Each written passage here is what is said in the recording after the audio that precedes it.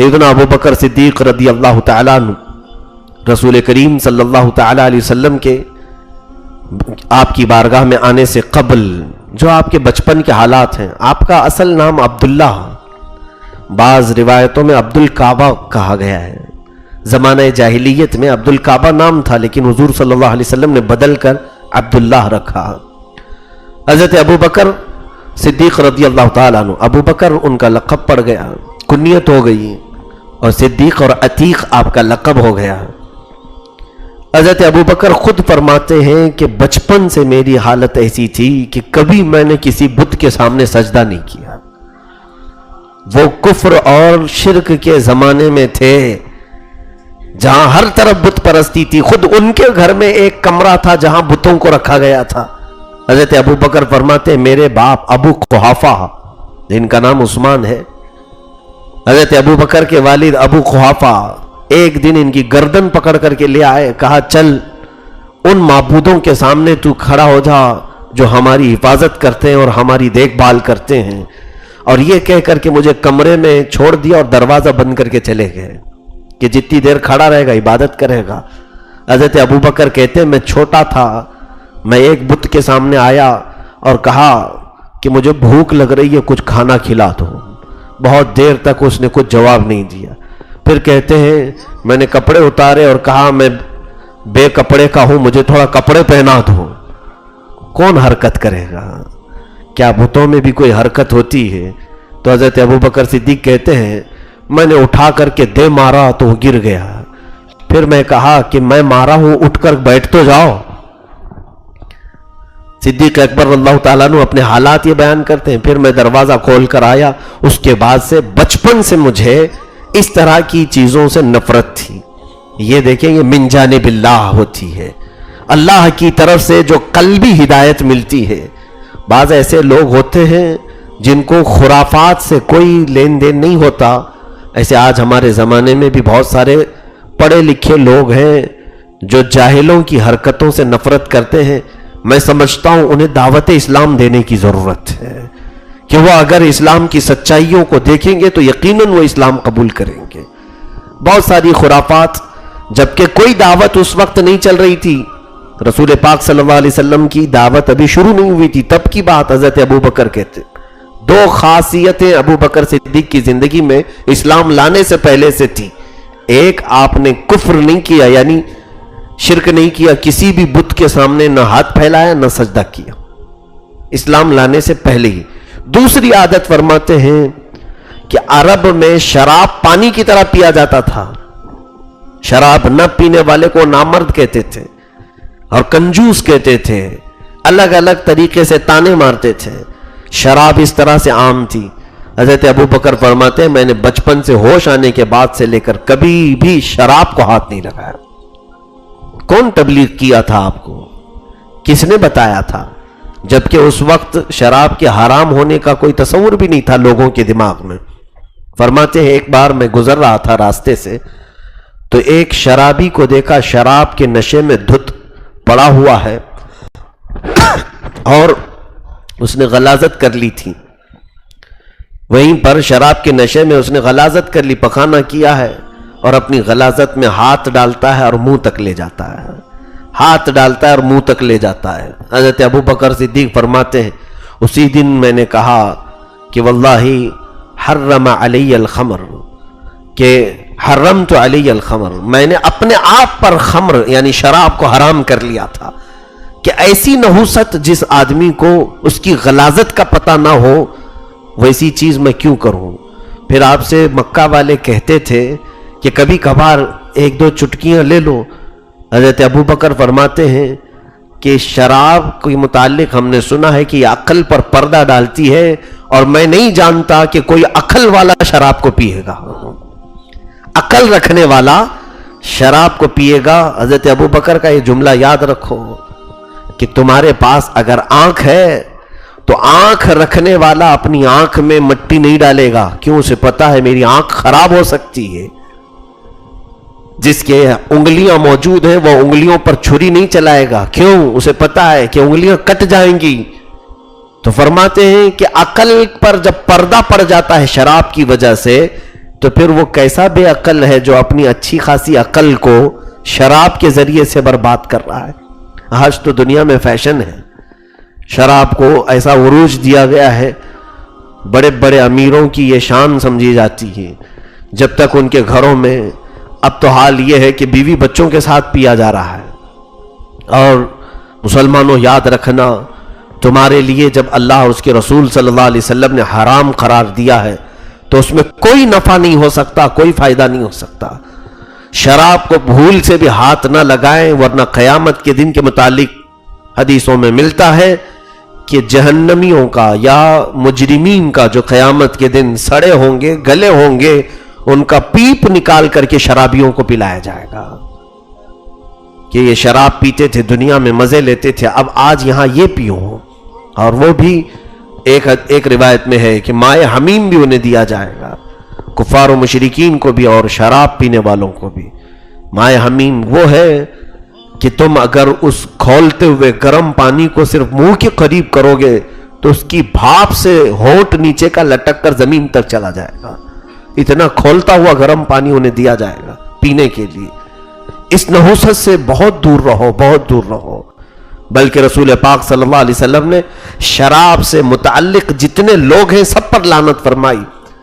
شراب کے لیے انگور نچوڑنے والا اس پر بھی لعنت ہے, شراب اٹھا کر کے لانے والا اس پر بھی لعنت ہے, شراب بیچنے والا اس پر بھی لعنت ہے, شراب کی خرید و فروخت کسی کتاب میں لکھنے والا اس پر بھی لعنت ہے.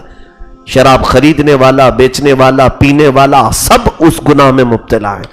10 قسم کے لوگ جو شراب سے متعلق ہیں, ریلیٹڈ ہیں, ان سب پر اللہ اور اس کے رسول کی لعنت آئی ہے. یہ مسلمانوں کا شیوا ہو ہی نہیں سکتا, یہ مسلمانوں کا طور طریقے ہو ہی نہیں سکتے. صدیق اکبر رضی اللہ تعالیٰ عنہ فرماتے ہیں اسلام لانے سے پہلے بھی کبھی بھی میں نے شراب کو ہاتھ نہیں لگایا. 2 خاصیتیں آپ کی تھیں. یہاں سے ایک بات پتہ چلتی ہے, کسی نے سوال کیا تھا مجھ سے کہ کچھ ایسے لوگ جن تک کوئی نبی پہنچے نہ ہو, جن تک کوئی عالم پہنچے نہ ہو, ایسا کوئی گاؤں, ایسا کوئی شہر ہو اور وہ اسلام نہیں لائے اور وہ اللہ اور اس کے رسول کو نہیں پہچانے, تو ان کے ساتھ کیا معاملہ ہوگا.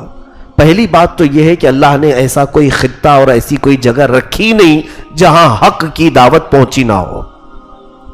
کوئی ایسی جگہ رہی نہیں. اگر کسی کا ایسا حال ہے بھی کہ کوئی وہاں پر سچائی کی دعوت لے کر گیا نہیں, تو ایک بات یاد رکھیں, کوئی بھی اگر مبلغ نہیں آیا, عالم نہیں آیا, کوئی نہ بھی آیا ہو, تو اس خطے کے لوگوں کے دلوں میں اللہ ہدایت ضرور رکھتا ہے, انہیں خیر اور شر کی پہچان ضرور دیتا ہے. اب مجھے بتاؤ, 550 سال سے کوئی نبی مکہ میں نہیں آئے تھے. مکہ کیا پوری دنیا میں کوئی نبی نہیں آئے تھے. 550 سال کا عرصہ معمولی ہوتا ہے. 550 سال کی اتنی بڑی مدت گزر گئی, کوئی نبی نہیں آئے تھے دنیا میں. سیدھے حضرت عیسیٰ علیہ السلام کے بعد میرے آقا صلی اللہ علیہ وسلم پیدا ہوئے, اور حضور اکرم صلی اللہ تعالیٰ علیہ وسلم اور حضرت عیسیٰ علیہ السلام کے بیچ کا جو عرصہ ہے اس کو زمانہ فترت کہتے ہیں. کیا وہ سارے لوگ جہنم میں جائیں گے؟ ان کے پاس تو کوئی نبی تھا نہیں. کیا وہ سارے لوگ کفر کرتے تھے؟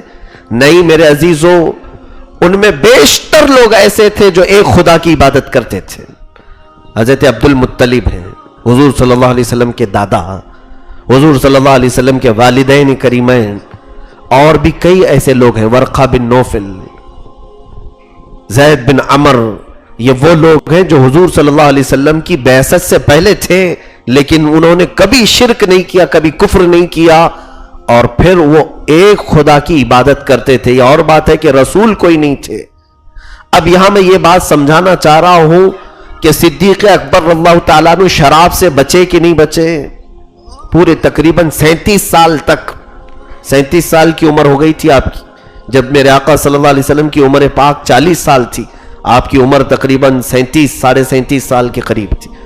اتنی عمر تک کبھی شراب نہیں پیے اور کبھی بتوں کو سجدہ نہیں کیا. تو کس نے منع کیا تھا آپ کو؟ کون تھا آپ کو جو ان حرام کاریوں سے روکا تھا؟ میرے عزیزو, اسی کو کہتے ہیں قلبی ہدایت. من جانب اللہ جو ہوتی ہے وہ ہدایت تقریباً سب کے پاس ہوتی ہے، لیکن استعمال بندے بہت کم کرتے ہیں۔ قرآن خود کہتا ہے وَهَدَيْنَاهُ النَّجْدَيْنِ، ہم نے خیر و شر کو پہچاننے والی دونوں چیزیں انسان کو دی ہیں۔ اللہ تعالیٰ قرآن میں فرماتے ہیں وَنَفْسٍ وَمَا سَوَّاهَا فَأَلْهَمَهَا فُجُورَهَا وَتَقْوَاهَا، دونوں چیزیں ہم نے انسان کے دل میں ڈالی ہیں، برائیوں کی بھی اور اچھائیوں کی بھی۔ تم پرکھ سکتے ہو، پہچان سکتے ہو۔ مجھے بتاؤ کہ آج لوگ ہم سے سوال کر رہے ہیں کہ شراب کے متعلق معلوم نہیں تھا حرام ہے کہ نہیں ہے، جوئے کے متعلق معلوم نہیں تھا حرام ہے کہ نہیں ہے، سب کر لیے، ان سب کے بارے میں تو تم کہتے ہو، لیکن مجھے یہ بتاؤ کس عالم نے، کس مبلغ نے تمہیں آگ میں ہاتھ ڈالنے سے منع کیا؟ تم خود ہی تو بچپن سے بچ رہے ہو، بچپن سے تم خود ہی بچ رہے ہو۔ آگ میں ہاتھ ڈالنے سے کسی نے منع کیا تمہیں؟ کہیں تقریریں ہوتی ہیں آگ کے بارے میں کہ آگ میں ہاتھ نہ ڈالو، آگ میں ہاتھ نہ ڈالو۔ آپ کا سینس آپ کو بچا رہا ہے، یعنی اتنی ہدایت اللہ کی طرف سے خود تمہیں ملی ہوئی ہے، تم نے آگ کو گرم دیکھا، ہاتھ نہیں ڈالتے۔ بچے کو ایک بار گرم کوئی برتن ہاتھ کے قریب لگاؤ، ایک بار چٹکا لگے پتہ چل جاتا ہے، پھر دوبارہ وہ بچہ ہاتھ بھی نہیں لگاتا۔ یہ ہدایت اسے خود اللہ کی طرف سے ملتی ہے۔ اسی طرح میرے عزیزو، آج اگر تمہارے پاس عالم نہ بھی ہو تو تمہارے پاس اللہ تعالیٰ کی ہدایت ہے دلوں میں، اس کا استعمال کرو۔ بات ہم آتے ہیں صدیق اکبر اللہ تعالیٰ عنہ کی سیرت پاک پر۔ دو چیزیں آپ نے زندگی میں کبھی نہیں فرمائی اسلام لانے سے پہلے۔ ایک بار ایسا ہوا کہ آپ تجارت میں بڑے ماہر تھے اور مکہ کے بڑے مشہور تاجروں میں آپ کا نام آتا تھا، بڑے مشہور تاجروں میں۔ حورا ملک شام کا کوئی علاقہ، تجارت کی غرض سے آپ نکلے۔ اس سے قبل آپ نے خواب دیکھا، حضرت ابوبکر صدیق رضی اللہ تعالیٰ عنہ نے خواب میں دیکھا کہ آسمان سے ایک نور نکل کر کے آیا ہے اور پورے مکہ پر پھیل گیا، اور حضرت ابوبکر فرماتے وہ نور ایسا بارش کی طرح گر رہا تھا کہ مکہ کا کوئی گھر اس نور سے خالی نہیں تھا۔ میرے گھر میں بھی وہ نور داخل ہوا، میں نے گھر کا دروازہ بند کر لیا تو دیکھا سب اجالا ہی اجالا تھا۔ میں گھبرا کر کے اٹھا اور میں مکہ کے ایک یہودی سے جا کر کے اس کی تعبیر پوچھی۔ اس نے کہا مجھے معلوم نہیں یہ تعبیر کیا ہو سکتی۔ حضرت ابوبکر فرماتے ہیں میں اسی طاق میں فراق میں تھا کہ مجھے کوئی ایک عجیب و غریب خواب کی تعبیر بتائے، تو پھر اسی اسنا میں تجارت کے لیے میں نکل پڑا ملک شام۔ ملک شام کی تجارت کے درمیان ایک علاقہ تھا بحیرہ راہب کا۔ راہب عیسائیوں کا جو بڑا عالم ہوتا ہے، جس کو پاپ کہتے ہیں، وہ کتاب کا علم رکھنے والا عالم، اس کے پاس آپ ٹھہرے اور جا کر کے اس سے اپنے خواب کی تعبیر پوچھی کہ میں نے ایک ایسا خواب دیکھا ہے کہ رات میں ایک اجالا نکل کر مکہ پر پھیل گیا، میرے گھر میں بھی آیا۔ تو اس راہب نے پہلے میرا نام پوچھا، پھر پوچھا تمہارا خاندان کون سا ہے، پھر میرے خاندان کے متعلق پوچھا کیا یہ عرب کا مشہور خاندان ہے؟ کہا ہاں عرب کا سب سے مشہور خاندان قریش، میں اسی میں سے ہوں۔ پھر اس نے میرا پیشہ پوچھا کیا کرتے ہو؟ کہا تجارت کرتا ہوں۔ تو اس بحیرہ راہب نے کہا کہ اے ابو بکر، اگر اللہ نے تیرا خواب سچ کیا تو عنقریب تمہارے خاندان میں ایک نبی پیدا ہوگا، ایک نبی پیدا ہوگا جو اپنے نور سے پورے دنیا کے گھروں کو بھر دے گا، اور تم اس کے ساتھی رہو گے اور اس کی وفات کے بعد تم اس کے وزیر بنو گے۔ یہ بہت پہلے خواب میں دیکھا تھا حضرت ابوبکر نے، تعبیر میں یہ ملا، تجارت کی ہے، واپس آئے۔ یہی سفر کے بعد جب مکہ واپس آئے تو بڑے بڑے تاجر آپ سے ملنے کے لیے آتے تھے۔ لوگوں نے پوچھا ابوبکر کیسی رہی تجارت؟ کہا بہت اچھی ہوئی، بہت نفع کما کر کے آیا ہوں۔ تم بتاؤ مکہ میں کوئی نئی بات تو نہیں، سب ٹھیک ٹھاک ہے؟ تو کچھ لوگوں نے کہا ہاں ایک نئی بات ہوئی ہے، ابو طالب کے بھتیجے عبداللہ کا یتیم بیٹا محمد صلی اللہ علیہ وسلم، انہوں نے دعویٰ کر دیا ہے کہ وہ اللہ کے نبی ہیں، اور وہ ہمارے تمام معبودوں کو جھٹلا رہے ہیں، ہمارے تمام خداؤں کا انکار کر رہے ہیں۔ حضرت ابوبکر کہتے ہیں اسی وقت میں اٹھا، کیونکہ حضور صلی اللہ علیہ وسلم سے بہت پرانے تعلقات ان کے تھے، دوستی پہلے سے تھی، کیونکہ جس محلے میں حضرت ابوبکر رہتے تھے اسی محلے میں حضرت خدیجۃ الکبریٰ کا مکان تھا. رسول پاک صلی اللہ علیہ وسلم اپنی شادی کے بعد حضرت خدیجہ کے مکان میں منتقل ہو گئے تھے. حضرت صدیق اکبر سے وہی محلے میں رہنے کی وجہ سے ملاقاتیں تھیں. اور دوسری سب سے بڑی بات یہ تھی طبیعت مزاج ملتا جلتا تھا. میرے آقا صلی اللہ علیہ وسلم کبھی شراب کو ہاتھ نہیں لگائے. حضور پاک صلی اللہ علیہ وسلم کبھی کسی بت کے پاس نہیں گئے. صدیق اکبر کی طبیعت میں بھی یہ عادتیں تھیں. تو ایسے ہم مزاج لوگوں کی دوستی بھی جلدی ہوتی ہے. اسلام کی دعوت شروع ہونے سے پہلے ہی حضرت ابوبکر کو حضور صلی اللہ علیہ وسلم سے ایک انسیت تھی. جاتے تھے مل بیٹھ کر باتیں کرتے تھے. حتیٰ کہ میرے آقا صلی اللہ تعالیٰ علیہ وسلم کی شرم و حیا حضرت ابوبکر کو بہت پسند تھی. حضرت ابوبکر آپ کے اخلاق سے بڑے متاثر تھے. تو پھر یہ تمام معاملات پہلے سے تھے. آج جب مکہ والوں نے کہا کہ محمد نے ایسے ایسے اعلان کیا ہے تو سیدھے اٹھ کر کے آئے حضور پاک صلی اللہ تعالیٰ علیہ وسلم کے پاس. آپ اپنے گھر میں تھے. ابو بکر داخل ہوئے اور پوچھا اے محمد صلی اللہ علیہ وسلم میں کیا سن رہا ہوں مکہ والوں کی زبان سے, میں کیا سن رہا ہوں کہ آپ نے کچھ اعلان کیا ہے. رسول پاک صلی اللہ تعالیٰ علیہ وسلم نے ان سے کچھ نہیں فرمایا. کہا کہ ابو بکر تم وہی سن رہے ہو جو خواب دیکھ کر بحیرہ راہب سے پوچھ کے آئے ہو.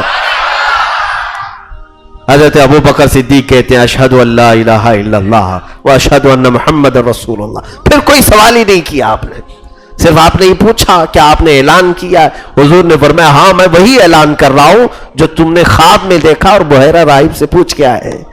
یہ میرے رسول پاک کا علم غیب ہے. رسول کریم صلی اللہ تعالیٰ علیہ وسلم کی اس ادا پر صدیق اکبر فدا ہوئے. اور اس کے بعد اسلام لانے میں ابو بکر کا سب سے پہلا مقام ہے. اور راویوں نے الگ الگ تطبیق دی ہے کہ اللہ کے حبیب صلی اللہ علیہ وسلم نے جب اسلام کی دعوت پیش کی سب سے پہلے کون اسلام لایا, سب سے پہلے کون لایا. روایتیں الگ الگ ملتی ہیں.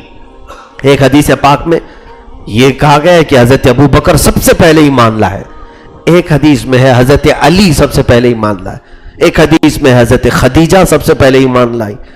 تو بعد میں محدثین نے اس کو یوں تطبیق دیا کہ سب اپنی جگہ پر صحیح ہے. ایسے ہم اس کو الگ الگ معنی میں لیں گے کہ مردوں میں بڑی عمر والوں میں ابو بکر سب سے پہلے ایمان لائے, بچوں میں حضرت علی سب سے پہلے ایمان لائے, عورتوں میں خدیجۃ الکبریٰ سب سے پہلے ایمان لائی, اور غلاموں میں زید بن حارثہ سب سے پہلے ایمان لائے. تو اس طرح سے تطبیق دی گئی. لیکن پھر بھی صدیق اکبر کا مقام سابقون الاولون میں سے ہے جن کا ذکر قرآن میں آیا ہے. 11ویں پارے کی آیت سورہ توبہ کی اللہ تعالیٰ فرماتا ہے والسابقون الاولون من المہاجرین والانصار الذین اتبعوہم باحسان رضی اللہ عنہم ورضوا عنہ.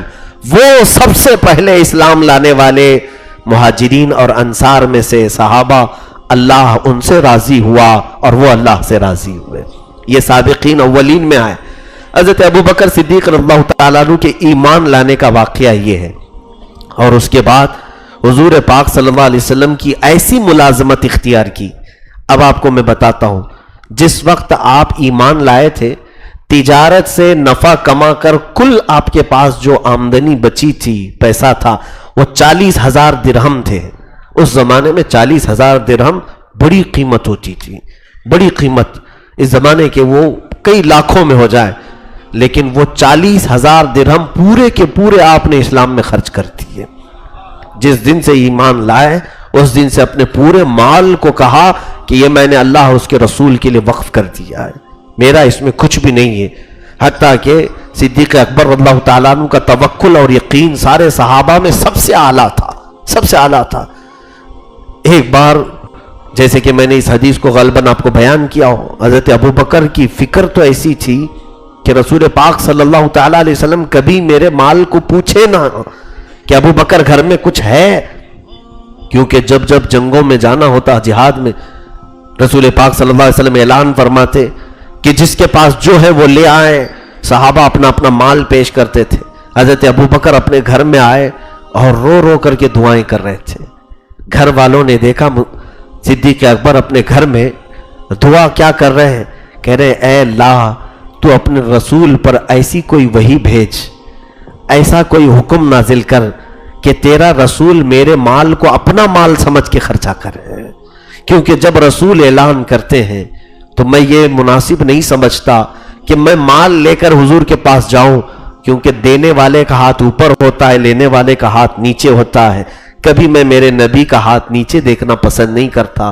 یہ فکر بھی صدیق اکبر کی تھی، حالانکہ رسول پاک صلی اللہ علیہ وسلم جود و نوال، جود و سخا کے مالک ہیں۔ میرے آقا صلی اللہ تعالیٰ علیہ وسلم کے متعلق اتنی فکر تھی ابو بکر صدیق کو، اور آپ کی دعا قبول بھی ہوئی۔ حضور پاک صلی اللہ علیہ وسلم اچانک گھر میں تشریف لائے، آپ بیٹھے ہوئے تھے، گھر والے، اللہ کے حبیب صلی اللہ علیہ وسلم سیدھے ان کے گھر میں داخل ہوئے، ایک حجرے میں گئے، ان کے بکسے میں، ایک ٹرنک میں، اٹیچی میں کچھ رکھا ہوا تھا، وہ اٹھا لیا۔ میرے آقا نے کہا ابو بکر میں یہ لے جا رہا ہوں، فلاں جگہ خرچ کرنا ہے، فلاں جگہ خرچ کرنا ہے۔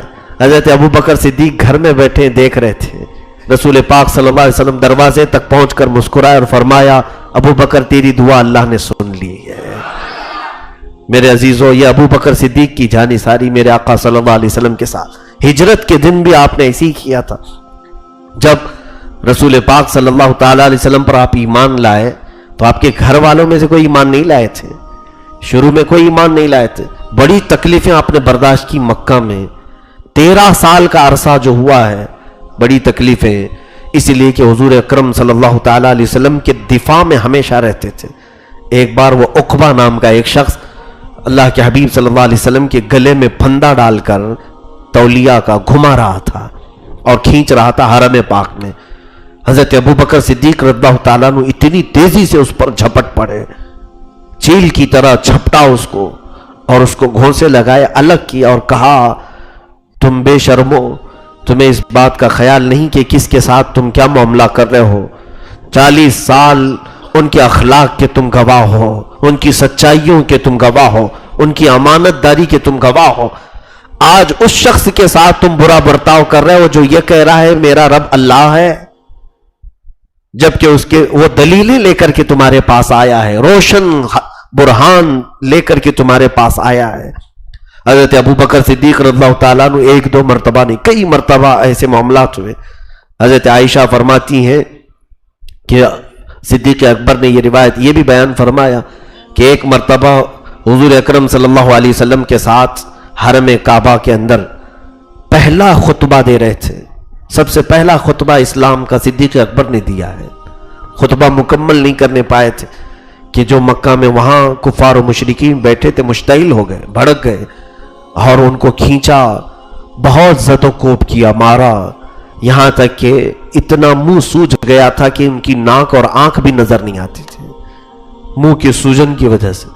آپ کا قبیلہ بنو تمیم، بنو تیم، تو انہوں نے اٹھا کر کے صدیق اکبر کو اپنے گھر پہنچایا، اور یہاں تک کہ آپ کے ہوش میں آنے کا آپ کا پورا خاندان انتظار کر رہا تھا۔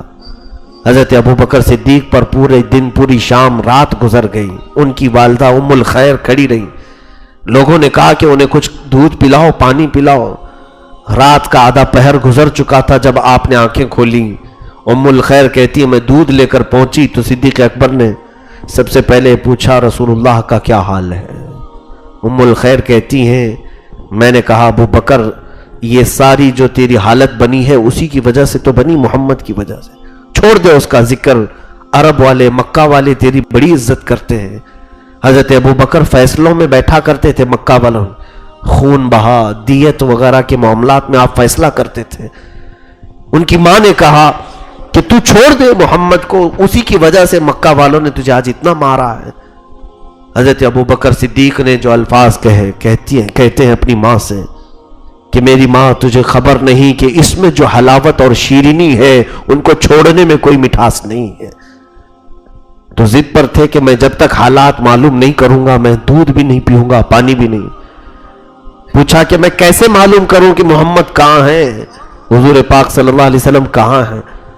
صدیق اکبر نے اپنی ماں سے کہا جاؤ ام جمیل کے پاس، جو عمر فاروق کی بہن تھی، وہ اسلام لائی ہوئی تھی پہلے، کہا ام جمیل کے پاس جاؤ، وہ تجھے بتا دے گی کہ رسول کہاں ہے۔ ام الخیر آئی ام جمیل کے پاس، کہا کہ محمد کہاں ہے؟ ام جمیل نے کہا تجھے کیا ضرورت پڑ گئی محمد کی؟ وہ پہچانتی تھی ابو بکر کی ماں ہے اور ایمان لائی ہوئی نہیں ہے۔ تو ام الخیر رونے لگی، اے ام جمیل بتا دے میرا بیٹا मौत के करीब आ चुका है और वो कुछ खाता पीता नहीं, कहता है जब तक वो अपने नबी को नहीं देख लेगा कुछ नहीं हलक से उतारेगा। उम्मे जमील कहती है मैं खुद आकर के देखूंगी। वो आई, जब सिद्दीक़ अकबर की यह हालत देखी तो चीख पड़ी, कहा अबू बकर, अल्लाह ने जो तुझे ये दिया है, ये जो मसाइब या मशक्क़तें जो तुझे रसूल पाक के दिफा के रास्ते में मिली है, यकीनन हर मुसीबत का अजर अल्लाह के नज़दीक बहुत बड़ा है। दोनों औरतें कंधे से सहारा देकर के इनको उठाती हैं। उम्मे जमील कहती है मैं जानती हूं इस वक्त रसूलुल्लाह कहां हैं। वो ज़ैद बिन अरक़म के घर पर थे।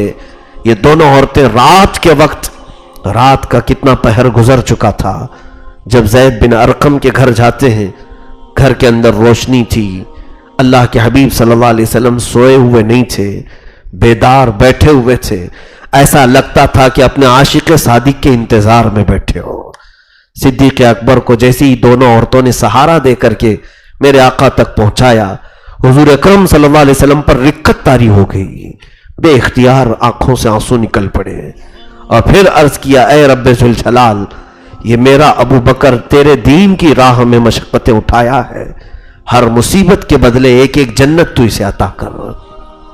ये अबू बकर सिद्दीक़ रज़ियल्लाहु ताला एक दो मरतबा नहीं, कई मरतबा इस्लाम के इस राह में मसाइब को बर्दाश्त किया है।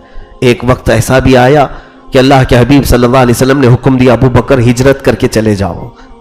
हबशा सहाबा जा रहे थे, इथोपिया, ये पहली हिजरत थी मुसलमानों की, उसमें हजरत अबू बकर को भी भेजा गया। आप भी हिजरत करके निकल गए। रास्ते में एक शख्स मिला, इब्न दुगना नाम का।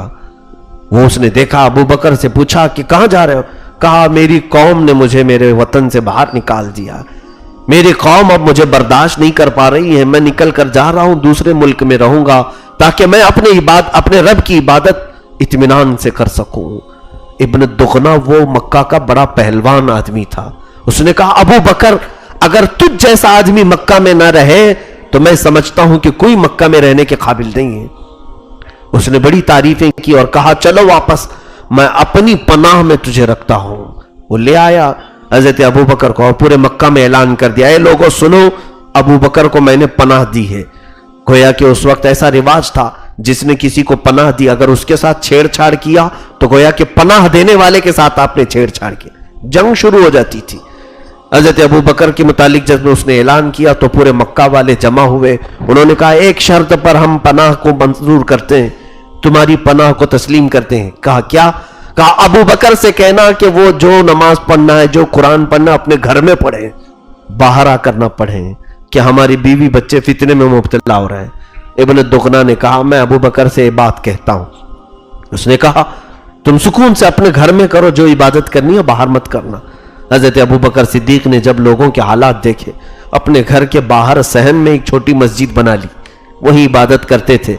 और वो तकवा का बेताज बादशाह सिद्दीक अकबर, जब कुरान की तिलावत होती तो वो अपने में नहीं रहते थे, रिक्कत तारी होती थी, आवाज बढ़ती चली जाती थी। तिलावत कुरान में जैसी आवाज आपकी बढ़ती, रास्ता चलने वाले रुक जाते थे तिलावत सुनने के लिए। सिद्दीक अकबर की आवाज में वो मिठास और जुबान में वो शीरीनी और अल्फाज में वो तासीर कि फिर हर दिन तिलावत सुनने वालों में से कई लोग ईमान ले आते थे। फिर ये मामला बढ़ गया, लोग आए और कहने लगे, इब्न दुगना आया और कहा अबू बकर मैंने पनाह दी है तुम्हें, मेरा कुछ ख्याल करो। आपने कहा मैं आहिस्ता पढ़ रहा हूं। फिर आहिस्ता होते होते फिर बुलंद हो जाती तिलावत, और इस तिलावत में कितने लोग दायरे इस्लाम में आए। इब्न दुगना तीसरी मर्तबा आया और कहा अबू बकर बहुत हो गया, लोग मुझे छेड़छाड़ कर रहे हैं, मुझे ताने मार रहे हैं, तुमको मैंने कितनी मर्तबा कहा कि अपने घर में इबादत करो। सिद्दीक अकबर खड़े हुए और कहा इब्न दुगना तू अपनी पनाह वापस ले ले, मुझे मेरे अल्लाह की पनाह काफी है, मैं अपने रब की पनाह में हूं। उसने अपनी पनाह वापस ली, वो बरी जिम्मा हो गया। हजरत अबू बकर सिद्दीक रज़ियल्लाहु ताला अन्हु हिजरत तक इन मसाइब का सामना करते रहे। रसूल पाक सल्लल्लाहु ताला अलैहि वसल्लम का पूरे लोगों ने मिलकर के बाइकाट किया था 2 साल तक। 2 साल तक सोशल बाइकाट, ऐसा बाइकाट था कि आपके घर तक कोई खाना पानी भी ना पहुंचने पाए, कोई उनके घर वालों से तिजारत नहीं कर सकता, کوئی سلام مصافہ نہ کرے، کوئی رشتہ داری نہ کرے، کوئی دعوتوں میں نہ جائے نہ بلائے. ٹوٹلی بائیکاٹ کیا گیا تھا رسول کریم صلی اللہ علیہ وسلم کے گھر والوں کا. 2 سال اللہ کے حبیب صلی اللہ علیہ وسلم شیب ابی طالب میں گزارے، وہ گھاٹیاں پہاڑوں میں رہ کر کے گزارے، جہاں پر کتنے تو دن ایسے آئے میرے آقا صلی اللہ علیہ وسلم کی زندگی پاک پر کہ آپ پتے کھایا کرتے تھے، درختوں کے پتے، اور چمڑوں کو پانی میں ابال کر کے کھانا پڑتا. حضرت ابو بکر صدیق کو لوگ کہتے، ابو بکر تمہارے ساتھ یہ معاملہ نہیں ہوگا، تم بڑے تاجر آدمی ہو، مکہ کے ایک ماہر تاجر ہو، بزنس مین، لوگوں ان کی عزت کرتے ہیں، پیسے والوں کی. حضرت ابو بکر سے لوگ کہتے تم اپنی مرضی کے مالک ہو، لیکن اللہ اکبر، صدیق اکبر رضی اللہ تعالیٰ عنہ ان 2 سالوں میں، اگرچہ ان کا بائیکاٹ نہیں ہوا تھا، 2 سالوں میں کبھی بھی آپ نے کھانے کو ہاتھ نہیں لگایا. اللہ کا حبیب نہیں کھا رہا ہے تو میں کیسے کھاؤں؟ رسول کریم صلی اللہ تعالیٰ علیہ وسلم کے گھر پر کھانا نہیں پہنچتا تو میرے گھر میں کھانا کیسے آئے؟ یہ صدیق اکبر رضی اللہ تعالیٰ عنہ کی وہ وفاداری. ہجرت کا جو موقع آیا، رسول کریم صلی اللہ تعالیٰ علیہ وسلم سیدھے اپنے گھر سے حضرت ابو بکر کے گھر گئے اور ان سے کہا کہ چلو اللہ کا حکم آیا ہے، ہم مدینے کی طرف روانہ ہو جائیں.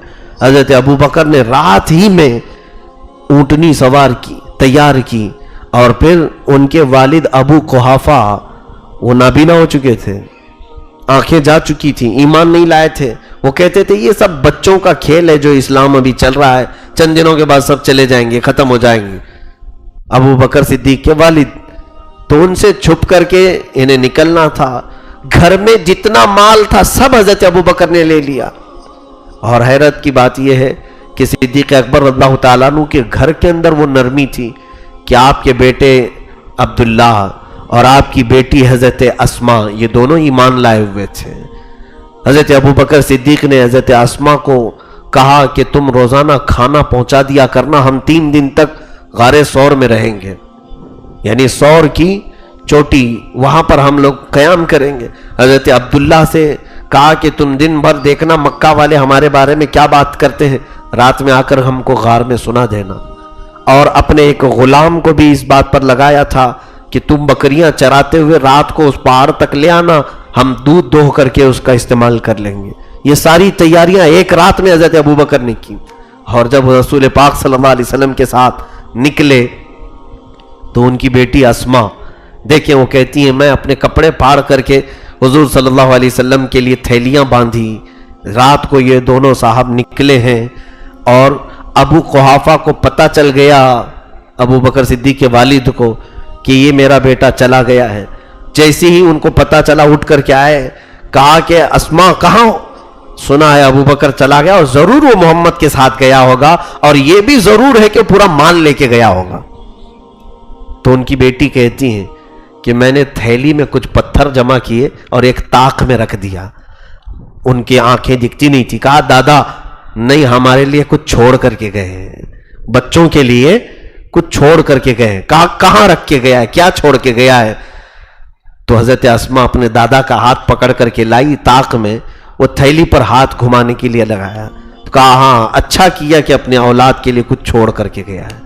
یہ حضرت اسما نے نہیں کہا کہ درہم چھوڑ کے گئے، دینار چھوڑ کے گئے، بلکہ یہ کہا کچھ چھوڑ کر کے گئے. اور ضرور وہ کچھ چھوڑ کر کے گئے تھے. حضرت اسما سے کوئی پوچھتا آپ نے اپنے دادا کو ایسے کیوں خبر دے دی کہ ابو بکر تو آپ کے لیے کچھ نہیں چھوڑے تھے، آپ نے پتھروں کو کہا کہ کچھ چھوڑ کے گئے ہیں. حضرت اسما کہتی واللہ ابو بکر کا چھوڑا ہوا ایک پتھر دنیا کے ہیرے سے زیادہ قیمتی ہے، وہ ہمارے لیے کافی ہے. تو وہ فرما بردار بیٹی بھی تھی حضرت ابو بکر صدیق رضی اللہ تعالیٰ عنہ، رسول کریم صلی اللہ علیہ وسلم کے لیے اس قدر جانثاری فرماتے رہے. اور غار ثور تک پہنچنے میں جو معاملات آئے آپ سنتے رہتے ہیں. یہ مدینے کا راستہ نہیں تھا جس راستے پر یہ لوگ چلے تھے، مدینے کا راستہ الگ تھا، کیونکہ مکہ والوں کو معلوم تھا کہ اگر یہ لوگ مکہ چھوڑیں گے تو سیدھے مدینے جائیں گے، کیونکہ مدینے میں آلریڈی صحابہ ہو چکے تھے، تبلیغ ہو چکی تھی، وہاں کئی لوگ ایمان لا چکے تھے، اور میرے آقا کا انتظار مدینے والے کر رہے تھے پہلے سے بھی. مکہ والوں کو معلوم تھا کہ اگر یہ جائیں گے تو مدینے جائیں گے. اسی لیے ہجرت کی رات جب مکہ والوں کو معلوم ہوا تو سارے مدینے کے راستے پر ڈھونڈنے کے لیے نکل پڑے، لیکن صدیق اکبر کی یہ بردباری تھی، دور اندیشی تھی. آپ نے کہا یا رسول اللہ صلی اللہ علیہ وسلم سیدھے ہم مدینے کے راستے پر نہیں جاتے ہیں، دوسرا راستہ لیتے ہیں، 2-3 دن ہم رک جاتے ہیں، ان کی تلاش اور جستجو ختم ہو جائے تو پھر ہم آگے کا سفر کریں گے. یہ کہہ کر کے وہ غار ثور پر لے آئے. ثور ایک پہاڑی ہے مکہ میں. پہاڑی کا مطلب چھوٹی پہاڑی نہیں، وہ بہت بڑا پہاڑ ہے، 5000 فٹ اونچا پہاڑ ہے. چڑھتے چڑھتے حالت خراب ہو جاتی ہے. آج بھی وہ پہاڑ ویسے ہی موجود ہے. اس میں سب سے اوپر جانے کے بعد چوٹی پر ایک غار ایسا ہے کہ اس میں 2 لوگ صرف بیٹھ سکتے، کھڑے بھی نہیں ہو سکتے. پتھروں سے ڈھکا ہوا ایک غار ہے. وہ حضرت ابوبکر صدیق کو معلوم تھا. اندازہ ایسا ہوتا ہے کہ عرب والے پہاڑ چڑھنے میں بڑے ماہر تھے، کیونکہ پہاڑی علاقے تھے ان کے. کیونکہ آج بھی جغرافیہ کے اعتبار سے دیکھا جائے تو آج کی رپورٹ میں بھی یہ بتایا جاتا ہے کہ سعودی عرب میں ہی تقریباً آج بھی 20 لاکھ پہاڑ ہیں. بہت پہاڑیوں کا یہ علاقہ ہے. تو وہ سفر بھی پہاڑ چڑھ کر کے کیا کرتے تھے. حضرت ابوبکر صدیق رسول پاک صلی اللہ علیہ وسلم کو لے کر پہاڑ چڑھنے لگے. میرے آقا صلی اللہ علیہ وسلم کو تھکن کا احساس ہوا تو صدیق اکبر نے اپنے کندھے پیش کیے. کہا یا رسول اللہ صلی اللہ علیہ وسلم آپ میرے کندھوں پر سوار ہو جائیں اور میں لے کر کے چلتا ہوں. اندازہ کریں اس وقت میرے آقا صلی اللہ علیہ وسلم کی عمر پاک 53 سال کی ہے اور ابو بکر کی عمر 50 سال کی ہے. 50 سال کا آدمی 53 سال کے بار نبوت کو اٹھا رہا ہو. یقیناً میرے عزیزوں عام انسان کو نہیں اٹھایا ابو بکر نے، پورے کائنات کے آقا کو اپنے کندھوں پر لیا. اور میرے آقا صلی اللہ علیہ وسلم نے منع بھی نہیں فرمایا. ابو بکر کے کندھوں پر سوار ہوئے. آج مجھے اندازہ ہے ایک چھوٹی سی تھیلی، ایک آدھا لیٹر کی بوتل، چھوٹی سی تھیلی میں 2 کیلے اور 1 سیب تھا. یہ ہم کو اوپر چڑھنے کے وقت بھاری پڑ رہے تھے. ہم سوچ رہے تھے کہ یہ تھیلی کہیں پر چھوڑ دیں. بوتل پکڑ کر کے چڑھنے میں یہ بھاری لگ رہا تھا. بیگ سامان تو دور کی بات، یہ تو راستے میں کھانے کے لیے جو لیے تھے 2 کیلے 1 سیب اور ایک آدھا لیٹر کی بوتل، یہ بھاری پڑ رہی تھی. اس دن اندازہ ہوتا ہے صدیق اکبر نے کیسی جانثاری کی ہے. میرے آقا صلی اللہ علیہ وسلم کو پورا اپنے کندھوں پر لے کر کے وہ 5000 فٹ کی اونچائی طے کی تھی. اور اتنا ہی نہیں، اس غار پر جانے کے بعد آپ نے خود اپنے ہاتھوں سے غار صاف کیا. اللہ کے حبیب صلی اللہ تعالی علیہ وسلم کو غار میں لے کر اندر تشریف لائے اور پھر وہاں وہ واقعہ بھی پیش آیا کہ آپ نے اپنی جان بھی حضور پر نثار کر دی. اسی لیے جان نثار آپ کو بار بار کہا جاتا ہے. کیسے کہ ایک زہریلا سانپ اس میں اندر داخل ہوتا ہوا آپ نے دیکھا تو اپنی ایڑی اس کے سامنے دبا دی. سانپ نے کاٹا پھر بھی آپ پیر نہیں ہٹائے. رسول کریم صلی اللہ علیہ وسلم کی نیند جیسے بیدار ہوئی، آپ کا چہرہ پیلا پڑا ہوا تھا. ابو بکر کا جسم زہر سے پورا پیلا ہو رہا تھا. حضور پاک صلی اللہ علیہ وسلم نے پوچھا تو آپ نے کہا یا رسول اللہ سانپ کاٹ رہا ہے. کہا ہٹاتے کیوں نہیں؟ کہا کہیں وہ آپ کو تکلیف نہ دیتے. اسی کو جانثاری کہتے ہیں کہ ہم اپنے اوپر مصائب لے لیں لیکن نام نبی پر حرف بھی آنے نہ دیں، کوئی انگلی بھی اٹھانے نہ پائے. وہ صحابہ کے اخلاق سے کچھ تو سیکھنا چاہیے. ہم پہلے آج اپنا آرام دیکھتے ہیں، بعد میں دیکھا جائے گا نبی کی بات کریں گے. اگر وقت ہے تو رسول کی بات کریں گے. انہوں نے جان اپنی وار دی. رسول پاک صلی اللہ علیہ وسلم نے فرمایا ابو بکر پیر ہٹاؤ، کوئی بھی موذی مجھے تکلیف نہیں دے گا، بلکہ وہ سانپ میری زیارت کا مشتاق ہے. وہ سانپ نے زیارت کی اور چلا گیا. اللہ کے حبیب صلی اللہ تعالی علیہ وسلم نے اپنا تھوک شریف، اپنا لعاب ان کے پیر پر لگایا. حضرت ابو بکر صدیق فرماتے ہیں سانپ کا کاٹا ہوا پورا دور ہو گیا، پتہ ہی نہیں چلتا تھا. زہر کافور ہو گیا، ختم ہو گیا. رسول کریم صلی اللہ تعالی علیہ وسلم ان کے ساتھ اس غار میں ہیں. اب جو یہاں واقعہ پیش آیا وہ یہ ہوا کہ کفار مکہ ڈھونڈتے ڈھونڈتے اس غار تک بھی پہنچ گئے، وہاں تک بھی آ گئے. کیونکہ قدموں کے نشان دیکھتے تھے لوگ اس وقت اور اونٹ کی مینگنیاں دیکھتے تھے کہ اگر یہاں سے کوئی گیا ہے تو یہ علامت ہے سفر ہوا ہے کسی کا. تو تلاشتے ہوئے اس پہاڑ کے اوپر تک آ گئے.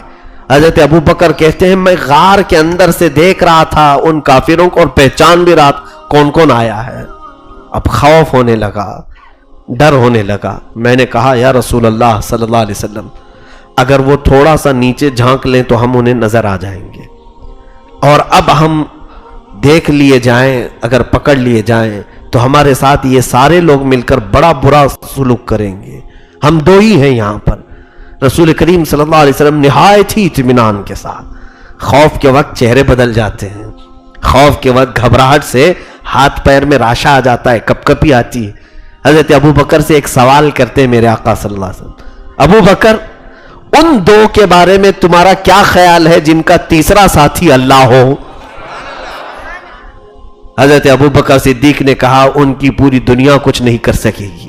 میرے آقا نے فرمایا لا تحزن ان اللہ معنا، مت گھبرا، اللہ ہمارے ساتھ ہے، اللہ ہمارے ساتھ ہے. رب ذوالجلال نے حفاظت و صیانت بھی فرمائی اور قرآن میں اس کا ذکر فرمایا.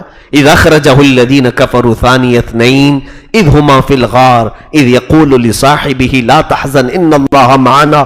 یہ کیسے لوگ ہیں جن کے سفر کو بھی قرآن نے اپنے صفحات میں جگہ عطا کی ہے. صدیق اکبر اللہ تعالیٰ عنہ کے ان واقعات کو فرماتے ہیں جس دن میرے آقا نے فرمایا لا تحزن ان اللہ معنا، مت گھبرا، اللہ ہمارے ساتھ. فرماتے ہیں پوری موت تک پھر کسی معاملے میں مجھے خوف نہیں آیا.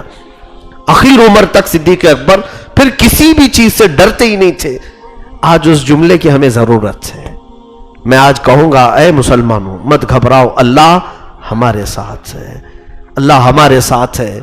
لوگ یہ آج محسوس نہیں کر رہے ہیں کیونکہ قرآن خود کہہ رہا ہے کان حقا علینا نصر المؤمنین، ہم نے اپنے اوپر لازم کر لیا ہے کہ ایمان والوں کی مدد کریں. قرآن میں اللہ فرماتا ہے وَلَا تَهِنُوا وَلَا تَحْزَنُوا وَأَنْتُمُ الْأَعْلَوْنَ إِن كُنتُم مُؤْمِنِينَ. تم گھبراؤ مت، پریشان مت ہو، تم ہی سب سے زیادہ کامیاب رہو گے اگر تمہارے اندر ایمان ہے. قَدْ أَفْلَحَ الْمُؤْمِنُونَ، اللہ فرماتا ہے ایمان والے سب سے زیادہ کامیاب. آج یہ جو چہرے ہیں ہم سے سوال کرتے ہیں، پھر یہ ظالموں کا ظلم، یہ کافروں کی شرارتیں، یا مشرکین کا ہمیں آنکھیں دکھانا، یہ سب کیا ہے؟ اس کا کل ملا کر کے ایک ہی جواب ہے میرے عزیز بھائی کہ تو اپنے آپ میں محسوس نہیں کر رہا ہے کہ اللہ میرے ساتھ ہے. تم آج بھی ایمان کے اس ڈگر پر نہیں آ رہے ہو جس کی ضرورت ہے تمہیں. کسی صاحب نے مجھ سے آج یہی کہا تھا کہ آج لوگ پروٹیسٹ کرتے ہیں، احتجاج کرتے ہیں، پارلیمنٹ میں ہماری نمائندے نہیں ہیں اس لیے وہ جو چاہے وہ کر رہے ہیں. آج پارلیمنٹ میں ہماری سیٹیں نہیں ہیں، ہمارے نمائندے نہیں ہیں، اسی لیے وہ جو چاہے وہ کر رہے ہیں. تو کسی حکیم نے بہت اچھے انداز میں کہا وہ سیٹیں تو چھوڑ دے پارلیمنٹ میں، جہاں تیری قسمت کے سارے فیصلے بدلے جاتے ہیں وہ سیٹیں مسجد کی ہیں، وہ تو خالی چھوڑا ہوا ہے. یہاں کی سیٹیں بھر دے پہلے. یہ ساری سیٹیں خالی پڑی ہوئی ہیں اور تم کہتے ہو وہاں سیٹیں ہماری نہیں. یہاں پوری کائنات کی قسمت بدلی جائے گی تمہاری ان سیٹوں سے. مجھے بتاؤ پورے اسلام کو پھیلانے میں جو اہم کردار ہے، دنیا کی سب سے پہلی پارلیمنٹ مدینے میں کہاں بنی؟ وہ مسجد نبوی ہے. وہ کھجور کے پتوں سے بنی ہوئی مسجد، دیوار مٹی کی تھی اور کھجور کے پھڑ ڈالے ہوئے چھت تھے اور زمین کنکریوں کی تھی. سجدہ کرنے کے بعد پیشانی میں کنکریاں لگتی تھی. اور اس چھوٹی سی مسجد سے صحابہ نے پوری دنیا میں قیصر و کسریٰ کو بھی گھٹنے ٹیکنے پہ مجبور کر دیا. اس زمانے کی سپر پاور طاقتیں قیصر و کسریٰ کو بھی نیچے کر دیا کہ نہیں کیا؟ میرے عزیزوں وہ سیٹیں انہوں نے بھر دی تھیں. اس لیے کہ حدیثوں میں ملتا ہے جمعہ کا دن آتا، رسول پاک صلی اللہ علیہ وسلم جمعہ کے لیے آتے تو جانتے ہیں صحابہ سیٹیں کب سے پکڑتے تھے؟ جب فجر کی نماز میں آتا تو جمعہ تک کوئی نہیں اٹھتا تھا. انہوں نے وہ سیٹیں بھر دی تھیں، اس لیے اللہ تعالیٰ نے ان کو پوری کائنات میں بھر دیا تھا اور ان کی طاقت اور ان کی قوت کے دبدبے تھے. حضرت ابوبکر صدیق رضی اللہ تعالیٰ عنہ کا وہ جملہ آپ کو میں آج اس لیے حوالے کر رہا ہوں کہ آج پھر سے آپ کہیں کہ گھبراؤ مت، اللہ ہمارے ساتھ ہے، اللہ ہمارے ساتھ ہے. تم ایک ہو جاؤ، متحد ہو جاؤ. حضرت ابوبکر صدیق رضی اللہ تعالیٰ عنہ اور رسول پاک صلی اللہ علیہ وسلم کی حفاظت اللہ نے کیسے کی؟ چھوٹی سی چیزوں سے، چھوٹی سی چیزوں سے. جب مولا حفاظت کرنا چاہے، اس غار پر ایک مکڑی نے جالا بن دیا، ایک کبوتری نے انڈے دے دیے، فوراً کے فوراً काफिर वहां तक भी पहुंचे, गार के मुंह पर उन्होंने देखा और आपस में बात करने लगे, अरे मियाँ यहाँ तो मकड़ी के जाले हैं, कबूतरी ने अंडे दे दिए, अगर कोई आदमी आया होता तो जाला टूटा हुआ होता और कबूतरी अपने अंडे इधर उधर कर चुकी होती, भाग गई होती। तो यही सोच करके वो वहां तक पहुंच करके भी वापस आए, वहां जा करके भी वापस। बल्कि हजरत अबू बकर फरमाते हैं वो हमारे गार के इर्द गिर्द काफी देर तक घूमते रहे। जिस गार में ये दोनों बैठे हुए थे उस गार के इर्द गिर्द घूमते रहे। और आला हजरत फाजिल बरेलवी रहमतुल्लाह अलैह फरमाते हैं, जान है जान क्या नजर आए, क्यों अदू गिरदे गार फिरते हैं, वो सुए लाला जार फिरते हैं, तेरे दिन ए बहार फिरते हैं। इस नात में आला हजरत ने बहुत ही अहम नुक्ता हमें बयान किया है। उन काफिरों को नजर क्यों नहीं आया, रसूल पाक सल्लल्लाहु अलैहि वसल्लम और सिद्दीक अकबर नजर क्यों नहीं आए? वो एक बहुत अहम फलसफा है मेरे अजीजों। आप जिंदा हैं कि नहीं? आप भी जिंदा हैं, लेकिन आपको जिंदा रखने के लिए आपकी जान है, लेकिन जान को देखा कहां है आपने? जान को देखा है आपने कैसी रहती है? काली है, सफेद है, लंबी है, छोटी मोटी, कुछ नहीं पता है आपको। जान की अपनी कोई शक्ल नहीं दिखती है, लेकिन वो है जान। और हमारा अकीदा है कि मेरे आका जाने कायनात है, कायनात की जान है। और आला हजरत फरमाती वो जान है, जान क्या नजर आए, क्यों अदू क्यों दुश्मनों गिरदे गार फिरते हैं, तुम गार के इर्द गिर्द फिर रहे हो, वो पूरी कायनात की जान है वहां पर। और अल्लाह रब्बुल इज्जत अपने नबी का मुहाफिज है, अपने नबी की हिफाजत फरमा रहा है। अब यहां से एक बात समझ में आती है, अल्लाह अज़्ज़ वजल जब हिफाजत फरमाना चाहे तो मकड़ी के जाल को खुद कुरान में अल्लाह कहता है, फरमाता है, इन्ना औहनल बुयूती लबैतुल अनकबूत, दुनिया में सबसे कमजोर घर अगर किसी का है तो मकड़ी का घर है। हकीकत है ना, उंगली लगाने से उसका घर टूटता है, जो पूरी कायनात का सबसे बड़ा बादशाह है। ये मेरे मौला का दस्तूर है, बहुत बड़ी ताकतों को बहुत छोटी सी चीजों से बचाता है, और कभी बहुत बड़ी ताकतों को बहुत छोटी सी चीजों से मार भी देता है। नमरूद जैसे बड़े बादशाह को मच्छर से मार दिया, फिरौन जैसे बहुत बड़े गुरूर और तकब्बुर में मुब्तला रहने वाले बादशाह को पानी से हिलाक कर दिया, शद्दाद को एक ठोकर से मार दिया, अबू जहल को किसान के जो छोटे दो बच्चों से खत्म कर दिया। सहाबा थे वो। ये अल्लाह रब्बुल इज्जत का दस्तूर है। आज भी यकीनन हमारा यह अकीदा जरूर है कि अबरहा जब हाथियां लेकर काबे को ढाने आया तो बदले में मौला ने हाथी टक्कर के लिए नहीं भेजे, छोटी सी अबाबील चिड़ियां भेजी। तो रब तबारक व तआला के दस्तूर में ऐसा है, उसके मामलात में ऐसा है। आज भी मौला की हिफाजत आएगी, चाहे वह हमारी हिफाजत मौला मकड़ी के जाल से करे, चाहे वह हमारी हिफाजत मौला पानी से करे कि हवा से करे, या फिर मच्छर को किसी मूजी के नाक में घुसा जाए, करेगा हिफाजत। लेकिन तुम पहले ये तो कहो कि ना घबराओ, अल्लाह हमारे साथ है। और जो मुसलमान ये कहेगा अल्लाह मेरे साथ है, तो फिर वो गुनाहों से भी बेजार होगा।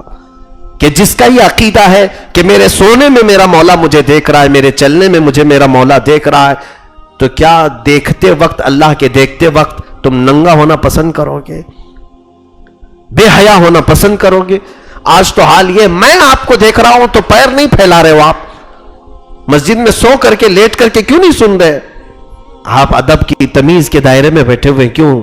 ये दुनिया देख रही है, मौलाना देख रहे होंगे, खतीब देख रहा है, इनका देखना तुम्हें पूरा एक्टिव किया हुआ है।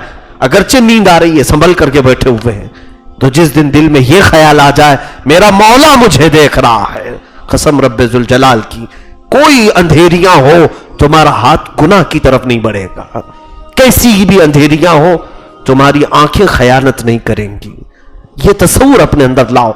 सिद्दीक अकबर रज़ियल्लाहु ताला अन्हु का यही ईमान और तवक्कुल था, बहुत आला यकीन था। बहरहाल मैं जल्दी से आगे बढ़ता हूं। हजरत अबू बकर सिद्दीक रज़ियल्लाहु ताला अन्हु के जो अहम मामलात हैं, रसूल करीम सल्लल्लाहु ताला अलैहि वसल्लम जब हिजरत फरमाकर मदीने तैयबा तशरीफ ला रहे थे, यहां पर एक और मामला देखें। जब सफर में थे तो हजरत अबू बकर کبھی حضور کے آگے چلتے تھے، کبھی پیچھے، کبھی دائیں، کبھی بائیں۔ رسول کریم صلی اللہ علیہ وسلم آپ سے پوچھتے کہ ابو بکر ایسا کیوں کر رہے ہو؟ عرض کہتے کہ آقا اگر کہیں کوئی تیر چلا ہے تو پہلے مجھ پر لگ جائے، میں بار بار ادھر ادھر ہوتا ہوں۔ رسول کریم صلی اللہ تعالیٰ علیہ وسلم جب مدینہ طیبہ کے قریب پہنچنے لگے، حضرت ابو بکر کا ایک عمل یہ بھی دیکھ لیں، جب قریب پہنچے مدینے والے سارے لوگوں نے حضور کو نہیں دیکھا تھا، کچھ صحابہ پہلے آئے جو بیعت عقبہ اولیٰ میں حضور صلی اللہ علیہ وسلم کے پاس 12 صحابہ نے بیعت کی اور وہ گئے مدینے میں، سب کو تبلیغ کیا، پھر 70 صحابہ آئے ان کو تبلیغ کیا۔ اس طرح سے مدینے میں ایمان پھیل گیا تھا، بہت سارے لوگوں کے گھروں میں اسلام آ چکا تھا، لیکن ان کی بیویاں، ان کی بچیاں، ان کے خاندان والے صرف میرے آقا کے جلووں کے تذکرے ہی سن رہے تھے، ابھی دیکھا نہیں تھا۔ جب مدینے پہنچ رہے تھے حضرت ابو بکر صدیق رضی اللہ تعالیٰ، تقریباً یہ سفر 8 یا 9 دن کا تھا آپ کا، مکہ سے جو چلے تھے مدینے پہنچنے کے لیے، قبا میں آپ نے قیام فرمایا ہے، جو قبا اس وقت مدینے سے باہر کا علاقہ تھا۔ اب جب مدینے میں داخل ہونے کا معاملہ آیا، مدینے والے کیا کرتے تھے جانتے ہیں آپ؟ جیسی ان کو خبر ملی تھی کہ اللہ کا رسول مکہ سے نکل چکا ہے، تو روزانہ مدینے والے سنیت الوداع کی گھاٹیوں پر، اونچے ٹیلے تھے مدینے میں، وہاں سے سب دور سے آنے والے بھی دکھتے تھے، اس ٹیلے پر جا کر سارے مدینے والے جمع ہو جاتے تھے، دیکھتے تھے، صبح سے شام ہو جاتی تھی، پھر وہیں کھاتے پیتے تھے سب، وہ میلے کے شکل ہو گئی تھی، روز جاتے تھے حضور کا انتظار کرتے، پھر گھروں پہ واپس آ جاتے، تقریباً کئی دنوں تک اللہ کے حبیب صلی اللہ علیہ وسلم کا دل سے جنہوں نے استقبال کیا وہ مدینے والے لوگ ہیں، وہ اہل مدینہ ہیں۔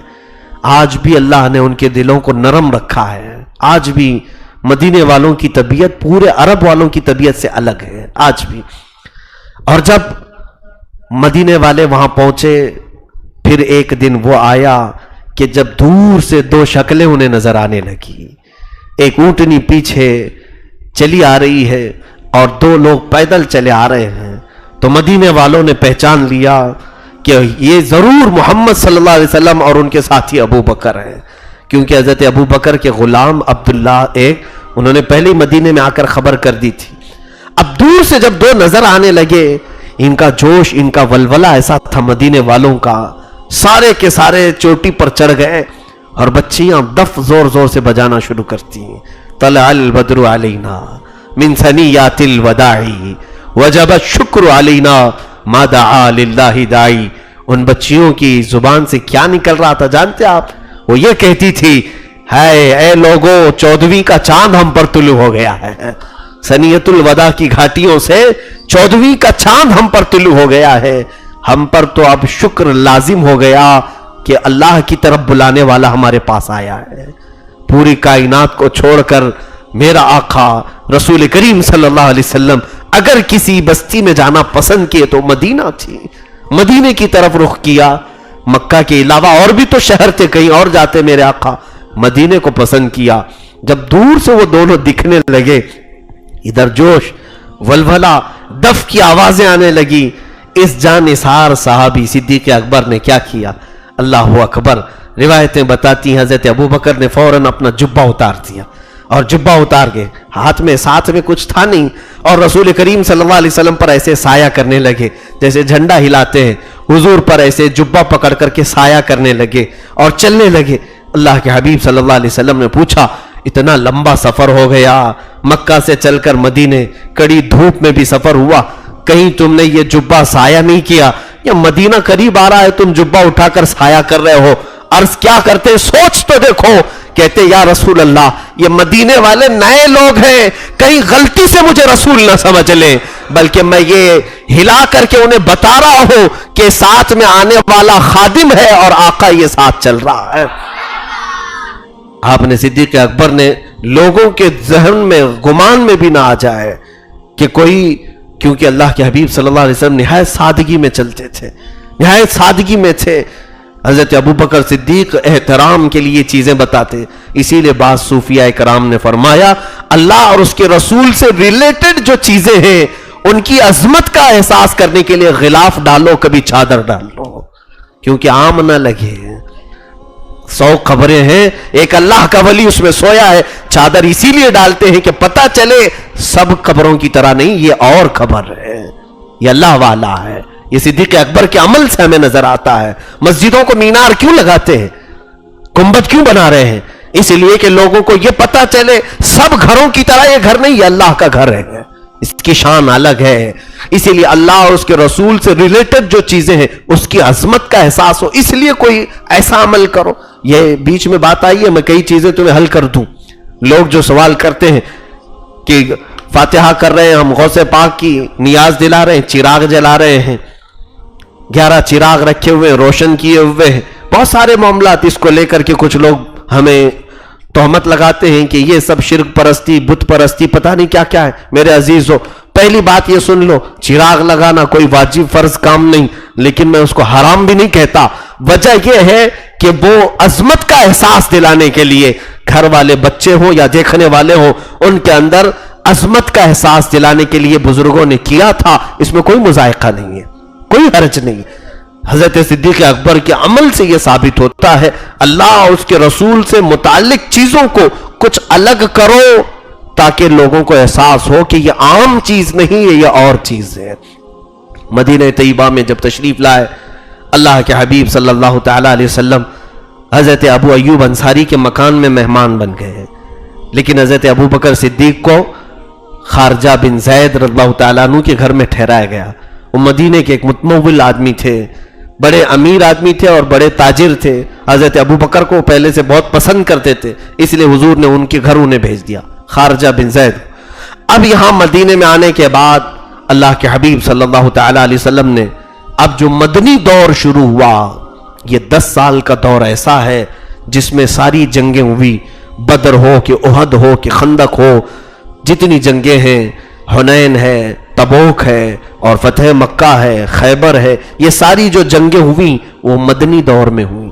مکہ میں جب تک تھے میرے آقا صلی اللہ علیہ وسلم نے کبھی جنگ نہیں فرمائی، ساری مدینے میں آنے کے بعد، کیونکہ اسلام کا قلعہ مضبوط ہو چکا تھا، اسلام کی سب سے پہلی پارلیمنٹ مسجد وہاں بن چکی تھی، اس مسجد میں میرے آقا صلی اللہ علیہ وسلم امامت بھی فرماتے تھے، درس بھی دیتے تھے، صحابہ کو سکھاتے بھی تھے، اور وہ غریب صحابہ جو اپنا گھر بار چھوڑ کر کے آئے ان کے لیے بھی ایک کٹا بنا کر کے اسی میں ان کی پرورش بھی کی جاتی۔ اگر کوئی بیمار ہو تو اس کو ہاسپٹل کا کام بھی اسی مسجد کے کونے میں کیا جاتا تھا، جنگ کے قیدیوں کو لا کر کے بھی اسی مسجد کے کونے میں باندھا جاتا تھا، بہت سارے کاموں کے لیے ایک مسجد نبوی کا استعمال ہوتا تھا، ایک مسجد۔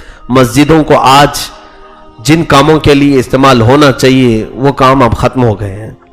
بہرحال مسجدیں مرکز ہوا کرتی ہیں تبلیغ اور ہدایت کی، آج فرض نمازوں کے بعد تو مسجدیں بند ہیں، مسجدوں میں آج کچھ مل نہیں رہا ہے، لوگ بس فرض نماز کے لیے داخل ہوئے اور نکل گئے۔ ہمارے دین کی اصل بنیادیں مسجدوں سے تھیں، مدرسے تو بہت بعد میں بنے ہیں، یونیورسٹیاں بعد میں بنی ہیں۔ اسلام کے جتنے بڑے بڑے فقہا کو آپ دیکھو گے، امام اعظم ابو حنیفہ کہاں پڑھے اور کہاں پڑھا ہے؟ پورے مسجد میں۔ امام شافعی، امام مالک، امام حنبل، یہ سارے لوگ مسجدوں میں پڑھے اور مسجدوں سے نکلے، مسجدوں میں ہی ان کی پوری زندگی بھی گئی۔ عزیزان گرامی، رسول پاک صلی اللہ علیہ وسلم نے مسجد نبوی کو بنایا تو اسلام کا ایک ایسا مرکز تھا جہاں سے ہر کام ہوتا تھا، مشورے وہاں ہوتے تھے، بلکہ بادشاہوں کو خط وہاں سے لکھے جاتے تھے۔ پوری دنیا میں اسلام کو پھیلانے کا جو نظم شروع ہوا مدینہ طیبہ سے۔ اب اللہ کے حبیب صلی اللہ علیہ وسلم کے 10 سالہ زندگی کے اختتام پر حضرت ابو بکر صدیق کے کچھ معاملات دیکھیں، وہ یار غار بھی ہیں، رسول کریم صلی اللہ علیہ وسلم کے ہم نشین بھی ہیں، بہت ساری باتوں کو میرے آقا کے وہ ایسے جانتے تھے۔ ایک بار حجۃ الوداع کے موقع پر حج کرنے کے لیے جب رسول پاک صلی اللہ علیہ وسلم نے 11 ہجری میں سارے صحابہ کو بلایا کہ سب لوگ احرام باندھو اور چلو حج کرنے کے لیے، سارے صحابہ حج کے لیے نکلے۔ یہ آخری حج تھا میرے آقا کا، لیکن کسی کو پتہ تھوڑی نہ تھا۔ حج کرنے کے بعد میرے آقا صلی اللہ علیہ وسلم نے اپنے خطبے میں فرمایا، اے میرے صحابہ غور سے سن لو میری اس بات کو، کیا خبر کہ میں اگلے سال حج کر سکوں گا کہ نہیں کروں گا۔ یہ جملہ تو حضور نے فرمایا، اور پھر بشارت دی کہ اللہ نے قرآن کی آخری آیت بھی اتار دی، اليوم اکملت لکم دینکم واتممت علیکم نعمتی ورضیت لکم الاسلام دینا. آج اللہ نے تمہارا دین مکمل کر دیا، اپنی نعمتیں تمام کر دی اور تمہیں اسلام دے کر راضی ہو گیا. یہ آیت اتری، رسول پاک صلی اللہ علیہ وسلم نے صحابہ سے فرمایا کہ قرآن بھی کمپلیٹ ہو گیا. کتنے سال سے اتر رہا تھا؟ 23 سال سے، 23 ایئرز. قرآن کے اترنے کا جو مرحلہ ہے 23 سال تک چلا. جب آخری آیت آئی صحابہ خوش ہو گئے، قرآن کمپلیٹ ہو گیا، ہمارا دین مکمل ہو گیا. لیکن ابو بکر صدیق رضی اللہ تعالیٰ عنہ ایک کونے میں جا کر کے رونے لگے، رو پڑے. صحابہ نے کہا ابو بکر آج عید کا دن ہے، حج میں قرآن جب مکمل ہوا. آج بھی میں بتاؤں میرے عزیزو، جب قرآن کمپلیٹ ہوتا ہے کسی حافظ کا حفظ کرنے کے دوران بڑی دعوت کرتے ہیں ہم، ماں باپ کو بلائے، رشتہ داروں کو بلائے. ختم قرآن جو ہوتا ہے، ایک بچہ حفظ کر رہا تھا، حفظ تو چھوڑیں، آپ جب قرآن دیکھ کر کے ختم کرتے ہیں تو ہدیہ کرتے ہیں نا. ختم قرآن ہوتا ہے، جوڑا لائے، استاد کو دیا، پھول پہنے، یہ سارا جو نظام ہے. قرآن کے ختم ہونے کی خوشی تو آج بھی ہم مناتے. تو وہ صحابہ کو خوشی تو تھی، لیکن اس کا دوسرا پہلو ابو بکر صدیق کے پاس تھا. وہ کہتے ہیں اے صحابہ، یقیناً اسلام مکمل ہوا، دین آج پائے تکمیل کو پہنچا، قرآن کی آخری آیت آئی. لیکن اس کا دوسرا معنی یہ نکلتا ہے کہ اب رسول اللہ ہمارے درمیان زیادہ دن تک نہیں رہیں گے، کیونکہ وہ اللہ کا پیغام پہنچانے کے لیے ہم تک آئے تھے. پیغام مکمل ہو گیا تو اب وہ اپنے رفیق اعلیٰ کے پاس چلے جائیں گے. حضرت ابو بکر کو غم حجۃ الوداع سے ہی لاحق ہو گیا تھا. پھر جب رسول کریم صلی اللہ علیہ وسلم واپس آئے، محرم کے دن تھے، محرم میں اللہ کے حبیب صلی اللہ علیہ وسلم نے مسجد نبوی میں خطبہ دیا. خطبے میں میرے آقا نے ارشاد فرمایا، اے لوگوں، اللہ نے ایک بندے کو اختیار دیا ہے. سنیے، خطبے میں میرے آقا نے فرمایا اللہ نے ایک بندے کو اختیار دیا ہے کہ وہ بندہ چاہے تو دنیا لے لے، چاہے تو اللہ کے پاس جو ہے وہ لے لے. اے لوگوں، اس بندے نے دنیا کو چھوڑ دیا اور اللہ کے پاس جو ہے اس کو اختیار کر لیا. حضرت ابو بکر پھر رو پڑے، آپ کی آنکھوں سے آنسو آ گئے. صحابہ نے کہا کہ ابو بکر اس کا معنی ہم نہیں سمجھ سکے، کیا مطلب ہے؟ حضرت ابو بکر کہتے ہیں اے لوگوں، رسول پاک صلی اللہ علیہ وسلم جس بندے کا ذکر فرما رہے ہیں وہ کوئی اور نہیں، وہ خود رسول اللہ ہے. خود رسول اللہ ہے کہ اللہ نے انہیں خود اختیار دیا کہ آپ چاہیں تو پوری دنیا لے لیں یا چاہے تو اللہ کے پاس آ جائیں. حضور دنیا کبھی نہیں لیں گے، انہوں نے چھوڑ دیا اور اپنے رب کے پاس جانے کو پسند کر لیا. اے صحابہ، دیکھنا اب اللہ کے رسول ہم سے روپوش ہو جائیں گے، ہم سے دور چلے جائیں گے. حضرت ابو بکر صدیق رضی اللہ تعالیٰ عنہ کو یہ رسول کریم صلی اللہ تعالیٰ علیہ وسلم کی احادیث کی حقیقت تک پہنچ جاتے تھے، یعنی مقاصد حدیث تک پہنچتے تھے حضور کے. اب اس کے بعد وہ دن بھی آئے جب رسول کریم صلی اللہ تعالیٰ علیہ وسلم کی رحلت ہوئی مدینے میں. وہ کیسا سما رہا ہوگا، اندازہ کر سکتے ہیں کہ سب کو پتا ہے کہ ابو بکر کا عشق کیسا تھا، محبت کیسی تھی میرے آقا صلی اللہ علیہ وسلم کے ساتھ. وہ پوری دنیا میں اگر سب سے زیادہ کوئی چیز پسند کرتے تھے تو ان کا ایک ہی کہنا، حضرت ابو بکر کی زبان سے یہ نکلے ہوئے الفاظ میں کہہ رہا ہوں، آپ سے پوچھا گیا دنیا میں سب سے پسندیدہ چیز آپ کی کیا ہے؟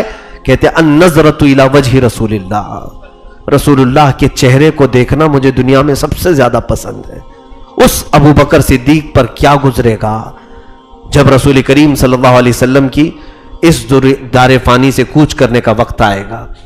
اللہ کے حبیب صلی اللہ تعالیٰ علیہ وسلم آخری ایام میں جب علالت کے شکار تھے، علالت میں تھے، اللہ کے حبیب صلی اللہ تعالیٰ علیہ وسلم اپنے حجرے سے باہر نہیں آ رہے تھے. سخت شدت کی تکلیف تھی، بخار زیادہ تھا. حضور اکرم صلی اللہ تعالیٰ علیہ وسلم اپنے حجرے سے باہر نکلتے اور فرماتے کہ اے لوگوں، ابو بکر کو امامت کے لیے آگے بڑھاؤ. حضور نے اپنی زندگی میں حضرت ابو بکر کو مصلی پر آگے بڑھایا، کہا ابو بکر تم لوگوں کی امامت کرو. اور اللہ کے حبیب صلی اللہ علیہ وسلم اپنے حجرے میں ہوتے. تقریباً 17 نمازیں حضور کی زندگی میں حضرت ابو بکر نے پڑھائی. یہ شرف کسی اور صحابی کو نہیں ملا. حضور صلی اللہ تعالیٰ علیہ وسلم کی حیات ظاہری میں مسجد نبوی میں رسول پاک صلی اللہ علیہ وسلم کے پاس حضرت ابو بکر نے امامت کی، اور ایک دن وہ بھی تھا جب اللہ کے حبیب صلی اللہ علیہ وسلم مغرب کی اذان ہو چکی ہے، حضرت بلال کہتے ہیں اقامت بھی ہو گئی تھی، اور ہم نے دیکھا کہ حضور نہیں آئے تو ابو بکر کو آگے بڑھا دیا۔ آپ مصلی پر آگے بڑھے کہ اچانک حضور کا حجرہ کھل گیا۔ جیسے ہی پردہ ہٹا تو سارے صحابہ میں آوازیں بلند ہو گئی، اللہ کے رسول آ گئے، رسول پاک آ گئے۔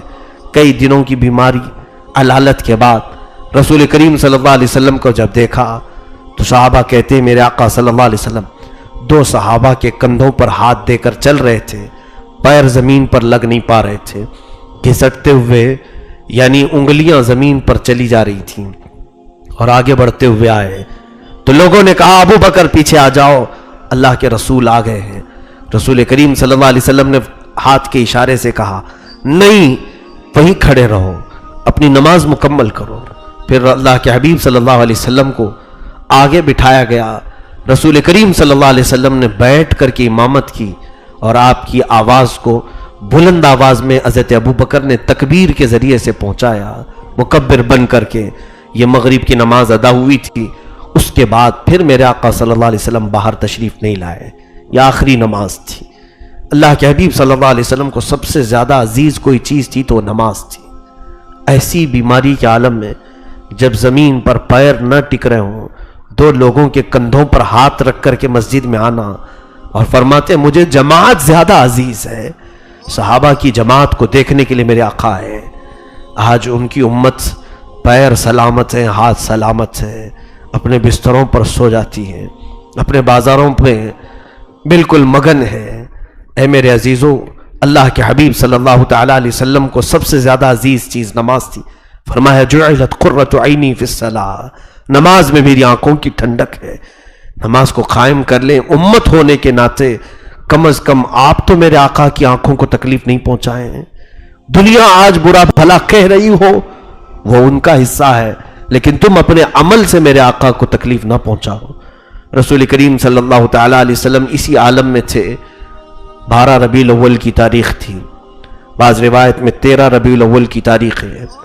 حجرہ عائشہ میں میرے آقا آرام فرماتے، نزع کی حالت تھی، سکرات کا جو وقت ہوتا ہے، حضرت عائشہ صدیقہ کے زانوں پر اللہ کے حبیب صلی اللہ علیہ وسلم سر رکھ کر آرام فرماتے، اور پھر وہ آخری گھڑی بھی آئی جب موت کا فرشتہ دستک دینے لگا، اور میرے آقا صلی اللہ علیہ وسلم نے فرمایا عائشہ فرشتہ آیا ہے موت کا، عزرائیل، اور وہ میرے گھر میں آنے کی اجازت لے رہا ہے، اور یاد رکھنا یہ آج کے بعد پھر کسی کے ہاں جانے کی اجازت نہیں لے گا۔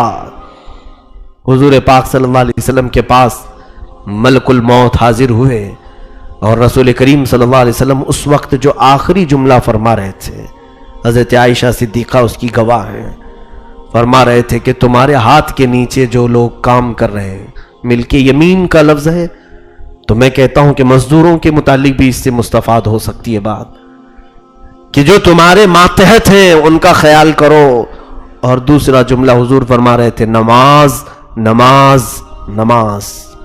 مسواک کو پانی میں ڈبو کر حضور چباتے اور تھوڑا پانی کبھی اپنے چہرے پر مارتے، اور پھر یوں کہتے یہ کیسی تکلیف ہے، یہ کیسی شدت ہے، اور پھر شدت تکلیف میں یہ بھی کہتے کیا یہ شدت تکلیف میری امت کو بھی دی جائے گی۔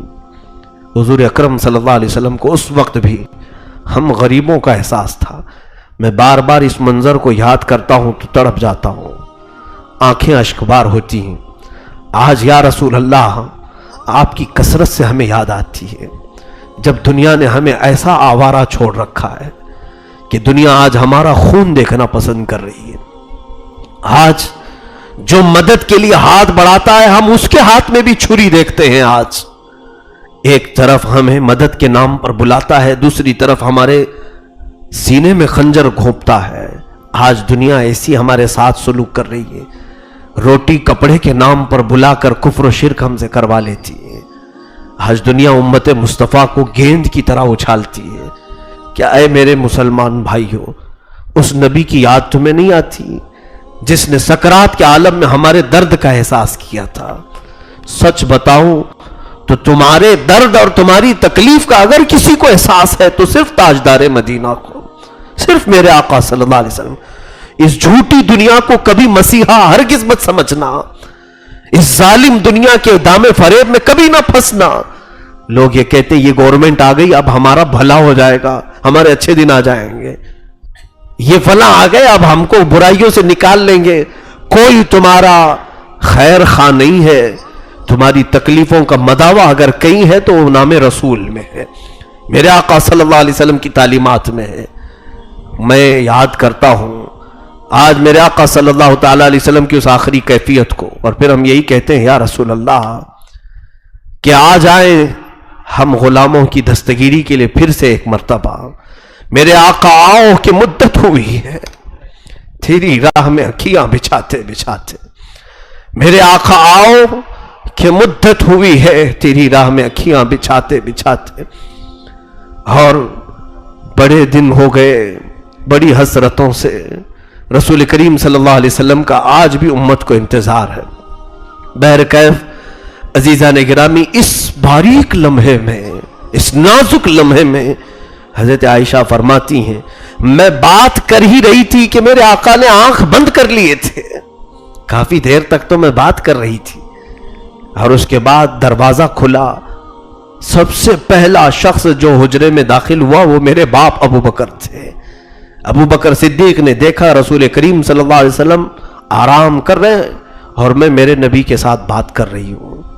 حضرت ابو بکر سیدھے آئے اور کہا عائشہ تو بات کر رہی ہے رسول اللہ صلی اللہ علیہ وسلم سے، جبکہ رسول پاک صلی اللہ علیہ وسلم اپنے رفیق اعلیٰ کے پاس جا چکے ہیں۔ حضرت ابو بکر کی بات سن کر حضرت عائشہ کہتی ہیں ایسا مجھے لگا میرے زمین کے نیچے سے میرے پیر کے نیچے سے زمین نکل گئی۔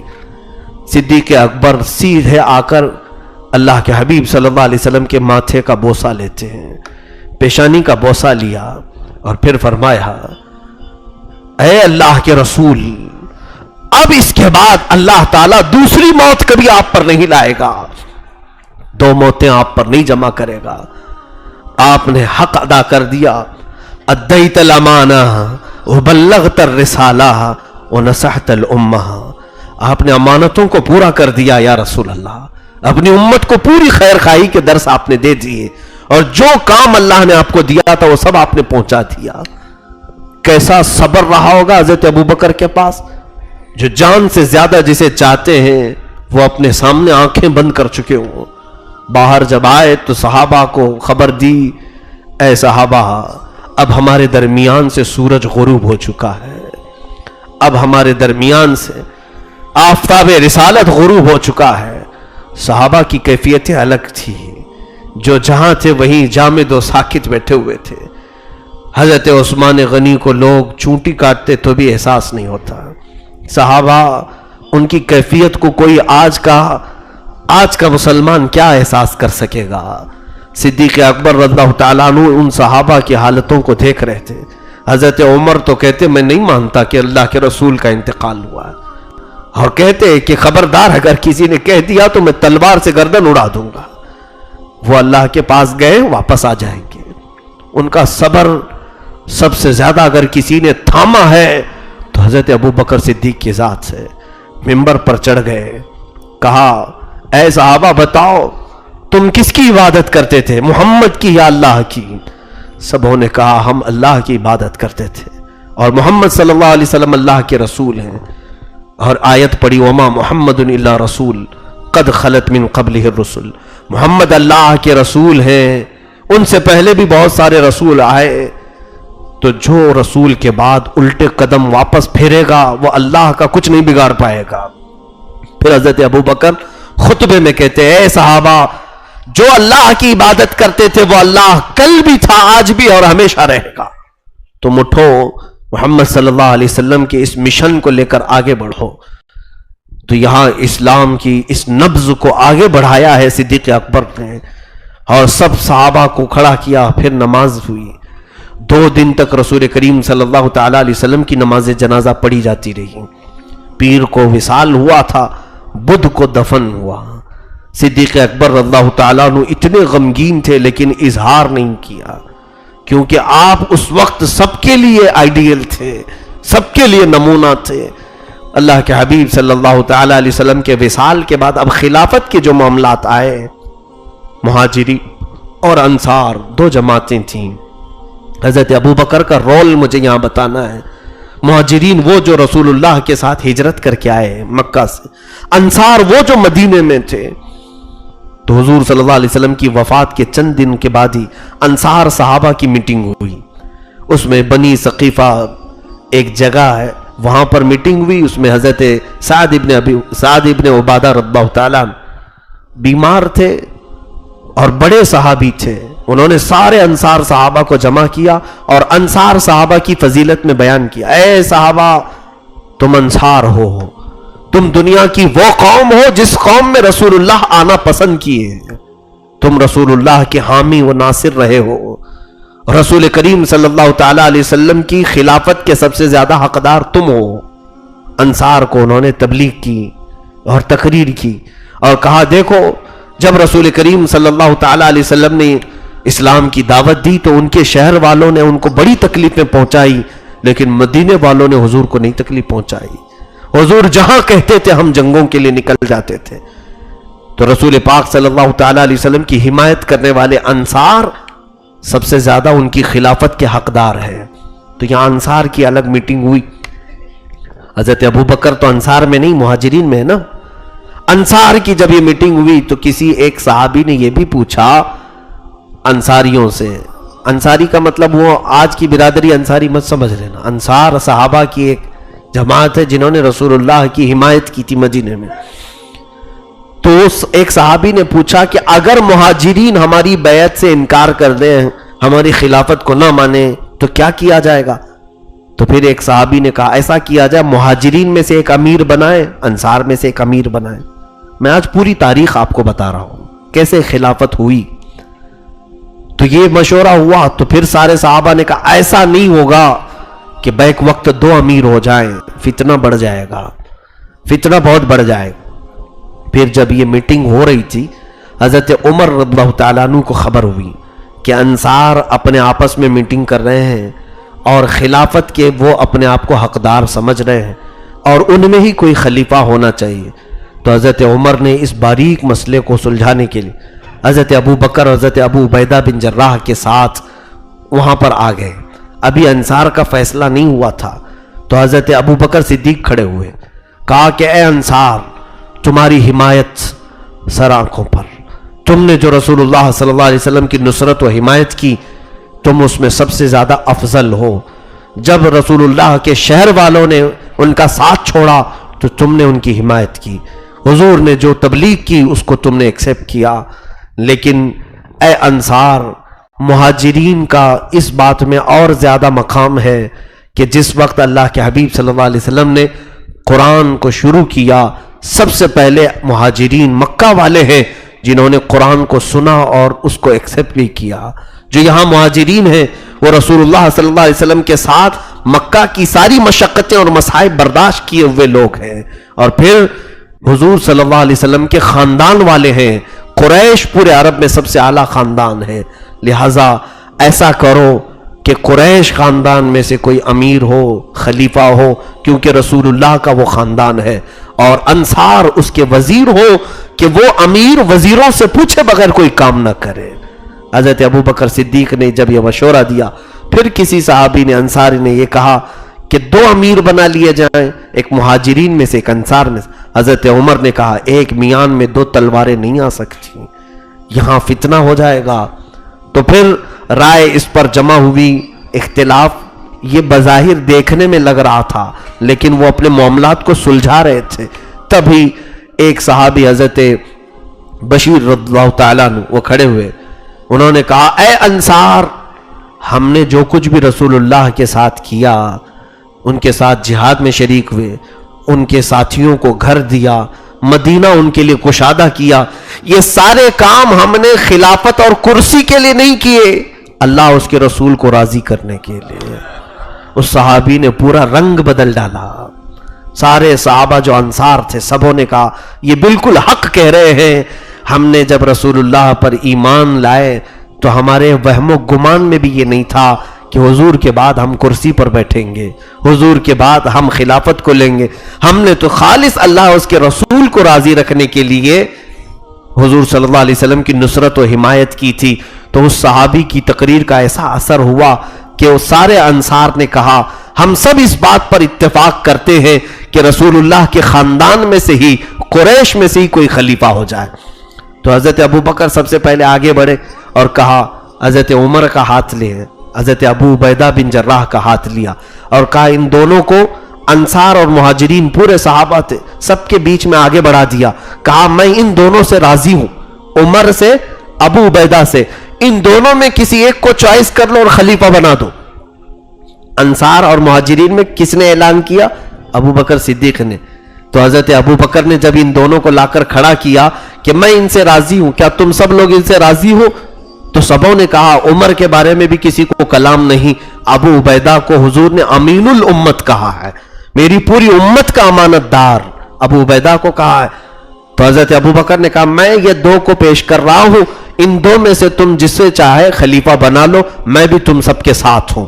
جب حضرت ابو بکر کا اعلان سارے لوگوں نے سنا، انصار اور مہاجرین میں، حضرت عمر آگے بڑھتے ہیں اور حضرت ابو عبیدہ آگے بڑھتے ہیں، سیدھے حضرت ابو بکر کو لا کر کے کہتے ہیں اے انصار و مہاجرین، سب ہم دونوں سے راضی ہیں اور ہم دو ابو بکر کی خلافت سے راضی ہیں، تم سب کا کیا کہنا ہے؟ تو سارے صحابہ کہتے ہیں اس وقت سب کے ذہنوں میں یہ نہیں تھا۔ دیکھیں یہ انتخاب ہے، رسول کریم صلی اللہ تعالی علیہ وسلم نے یہ انتخاب کا طریقہ امت پر چھوڑا ہے۔ یہاں اسلام میں وہ بادشاہت نہیں چل رہی موروثی، باپ مرے گا تو بیٹا آئے گا، بیٹا مرے تو پوتا آئے گا۔ اسلام میں یہ ملوکیت اور یہ وراثت بادشاہت میں نہیں ہے، بلکہ میرے آقا نے فرمایا ان اکرمکم عند اللہ یتقاکم، تم میں سے سب سے زیادہ عزت والا وہ ہے جو تم میں سب سے زیادہ تقوی والا ہے۔ بادشاہ کو وراثت میں اس طرح سے نہیں بیٹھنا چاہیے، ورنہ ہوگا کیا، باپ تو کامل رہا ہوگا لیکن بیٹا نالائق نکل جائے گا، جیسے یزید کا معاملہ ہوا۔ باپ حضرت امیر معاویہ تھے، بہت کامل صحابی تھے، لیکن بیٹا نالائق نکلا۔ وراثت کا یہ غلط اثر پڑتا ہے، اسی لیے یہ معاملات امت کے حوالے کرنا چاہیے، امت جسے انتخاب کرے۔ حضرت ابو بکر کے ہاتھ پر حضرت عمر اور حضرت ابو عبیدہ دونوں نے بیعت کی اور کہا ہم اپنا خلیفہ آپ کو مانتے ہیں۔ پھر انصار اور مہاجرین دونوں کو جمع کر کے حضرت عمر ایک تقریر کرتے ہیں، یہ پہلی تقریر تھی رسول اللہ کے بعد۔ حضرت عمر نے کہا اے انصار اور مہاجرین، تم مجھ سے یہ نہیں پوچھو گے کہ ابو بکر کو کیوں خلیفہ منتخب کیا تم نے، کیوں ان کے ہاتھ پر بیعت کیا؟ تو سنو، جس کو رسول اللہ نے اپنی زندگی میں مسلح امامت پر آگے بڑھایا ہے، ہم سب اس کو اپنی دنیا میں امامت کے لیے آگے کیوں نہ بڑھائیں؟ گویا کہ میرے آقا نے اشارتاً اپنی زندگی میں انہیں امام بنا کر کے یہ ہمیں پیغام دیا ہے کہ میرے بعد اگر تمہاری دنیا کی بھی کوئی امامت کر سکتا ہے تو ابو بکر ہے۔ تو سارے صحابہ حضرت ابو بکر کے ہاتھ پر بیعت کر لیے، چند صحابہ باقی رہ گئے تھے۔ کچھ نزاع ہے، کچھ چیزیں اعتراضات ہیں جو اس زمانے میں بہت پھیلیں گے، کیونکہ پہلے ہماری تقریریں ہوتی تھی موٹی موٹی باتیں بتا کر کے آپ کو رخصت کر دیں، ابھی سوشل میڈیا کا زمانہ ہے، کیونکہ سارے مناظرے واٹس ایپ فیس بک میں ہوتے ہیں اور پتہ نہیں کہاں کہاں کی بخاری بخارا سب لاتے ہیں، اس میں کوئی اوتھینٹک ثبوت نہیں ہوتے، بول دیتے ہیں کہ بخاری میں، بخاری اصل بخاری میں تلاش کرے تو ہوتی بھی نہیں ہے۔ ایسی بہت ساری تشویش سنیوں کے دماغ میں ڈالے جانے کے ابھی موسم چل رہا ہے، اس لیے میں لگے ہاتھوں آپ کو کہوں گا، حضرت ابو بکر صدیق کے ہاتھ پر حضرت علی نے بیعت نہیں کیا۔ یہ شوشہ چھوڑتے ہیں لوگ، حضرت علی آپ نے بیعت نہیں کیا، حضرت زبیر اللہ تعالیٰ نے بیعت نہیں کیا، کچھ اور صحابہ تھے کیونکہ وہ موقع پر حاضر نہیں تھے۔ اور پھر حضرت زبیر بن عوام حضور صلی اللہ علیہ وسلم کے پھوپھی زاد بھائی ہیں، وہ بھی قریش میں سے، ان کا اپنا موقف تھا، ان کی رائے یہ تھی کہ حضرت علی کو خلیفہ بنایا جائے، ان کی اپنی رائے تھی، سارے صحابہ کی نہیں۔ حضرت علی رضی اللہ تعالیٰ عنہ، حضرت زبیر خلافت حضرت ابو بکر صدیق کی جب اعلان ہوا تو بیعت شروع میں نہیں کیے، بعضوں نے لکھا ہے کہ 40 دن گزر گئے، حضرت ابو بکر ان دونوں کو طلب کیے، ان سے پوچھا حضرت زبیر اور حضرت علی رضی اللہ تعالیٰ عنہ سے کہ آپ دونوں اگر حق سمجھتے ہو اپنی خلافت کا تو یہ میری ذمہ داریاں لیں اور آپ اس کو نبھائیں۔ حضرت علی اور حضرت زبیر رضی اللہ تعالیٰ عنہ اسی وقت کہتے ہیں نہیں اے خلیفہ رسول اللہ، اے اللہ کے رسول کے خلیفہ، ہم آپ کو اپنا امیر اور اپنا امام تسلیم کرتے ہیں۔ انہوں نے بھی بیعت کی۔ یہ تاریخ کی سچائیاں بتاتی ہیں۔ چند دنوں کی تاخیر جو ہوئی اس کے وجوہات الگ ہو سکتے ہیں، وہ کسی اور موقع پر عرض کروں گا۔ اب یہاں جو کچھ چیزیں پیش کی جاتی ہیں، صدیق اکبر رضی اللہ تعالیٰ عنہ کی خلافت کا کل زمانہ 2 سال 3 مہینے تھا۔ کتنے؟ 2 سال 3 مہینے آپ خلیفہ رہے۔ حضرت ابو بکر صدیق رضی اللہ تعالیٰ عنہ جیسے ہی خلیفہ بنے ساری باغ ڈور آپ نے سنبھال لی، اور بیک وقت کئی محاذ پر آپ نے ایسا رویہ پیش کیا، اللہ اکبر۔ رسول کریم صلی اللہ علیہ وسلم کی وفات کے بعد کئی فتنے اٹھ گئے، کچھ لوگ مرتد ہو گئے، اسلام چھوڑ کر چلے گئے، یعنی وہ مرتدین، وہ ایک جماعت بن گئی۔ کچھ ایسے لوگ جو زکوٰۃ کا انکار کرنے لگے، مسلمان تھے، ساری چیزیں مانتے ہیں لیکن ہم زکوٰۃ نہیں دیں گے، زکوٰۃ ہم رسول اللہ کے پاس دیتے تھے، اب ان کے بعد نہیں دیں گے۔ ایک جماعت وہ تیار ہوئی۔ ایک جماعت جس کو حضرت اسامہ بن زید کی سپہ سالاری میں حضور نے اپنے حیات میں ہی بھیجا تھا۔ حضرت اسامہ بن زید یہ ایک بڑا لشکر لے کر کے جا رہے تھے ملک شام کی طرف، لیکن ابھی مدینے سے باہر ہی تھے کہ حضور کی وفات کی خبر آ گئی، تو وہ بیچ میں سے ہی لشکر واپس آ گیا تھا۔ تو حضرت ابو بکر صدیق نے اس لشکر کو بھی بھیجا۔ صحابہ کہہ رہے تھے اے ابو بکر، اس وقت کئی معاملات ہیں، دیکھیں ملک کو کئی حالات درپیش ہیں۔ ایک طرف اچھا، چوتھی مقام پر کچھ جھوٹے نبی پیدا ہو گئے تھے، اسود عنسی، مسیلمہ کذاب، یہ وہ لوگ ہیں جنہوں نے اپنی نبوت کا اعلان کر دیا، محمد کے بعد ہم نبی ہیں۔ وہ اپنے کچھ لوگوں کو، حواری مواریوں کو جمع کر کے اپنی نبوت کا اعلان کر گئے تھے۔ صدیق اکبر کے پاس 4 محاذ تھے، اور ویسے حالت میں حضرت اسامہ بن زید کو ایک بڑا لشکر دے کر کے بھیج رہے جہاں رسول اللہ نے بھیجا تھا۔ صحابہ نے کہا اس لشکر کو روک لیں، ہم اسود عنسی، مسیلمہ کذاب، ان کے ساتھ مقابلہ کرنے میں صحابہ کی جماعت کا استعمال کریں گے، اور ایک طرف مرتدین ہے جو اسلام چھوڑ کر کے گئے، فتنہ مچا رہے ہیں، ایک طرف زکوٰۃ کا انکار کرنے والے، ان سے نپٹیں گے، اسامہ بن زید کو روک دے۔ صدیق اکبر نے کیا کہا جانتے ہو؟ میں ہوتا کون ہوں؟ جس لشکر کو رسول اللہ نے بھیجا میں کیسے روک سکتا ہوں؟ اسامہ بن زید کو جب ان کی عمر تقریباً 19 سال کی تھی، حضور صلی اللہ علیہ وسلم نے انہیں سپہ سالار اپنی زندگی میں بنایا تھا، اسامہ بن زید کو۔ اب وہ گھوڑا لے کر کے آگے بڑھے تو صحابہ نے ایک مشورہ اور بھی دیا کہ ان کے علاوہ کسی بڑے صحابی کو سپہ سالار بنا دیں۔ صدیق اکبر نے کہا ہرگز نہیں، جس کی سپہ سالاری رسول اللہ نے بنائی ہے، ابو بکر اس کو رد نہیں کر سکتا۔ اور اس کے بعد اسامہ بن زید کو گھوڑے پر بٹھایا اور ان کے گھوڑے کی رسی پکڑ کر کے خود چلنے لگے، مدینے کے باہر تک لائے اسامہ بن زید کو بٹھا کر کے گھوڑے میں۔ کہاں حضرت ابو بکر کی عمر 60 سال کی اور ان کی عمر 19 سال کی، ہاں ان کو گھوڑے پر بٹھا کر چلنے لگے، پورا لشکر اسلام پیچھے چل رہا۔ کئی مرتبہ وہ اتر پڑے گھوڑے سے، اسامہ بن زید، کہا اے خلیفہ رسول، گستاخی نہ ہو جائے، میں گھوڑے پر سوار ہوں اور آپ میرے گھوڑے کی نکیل پکڑ کر چل رہے ہیں۔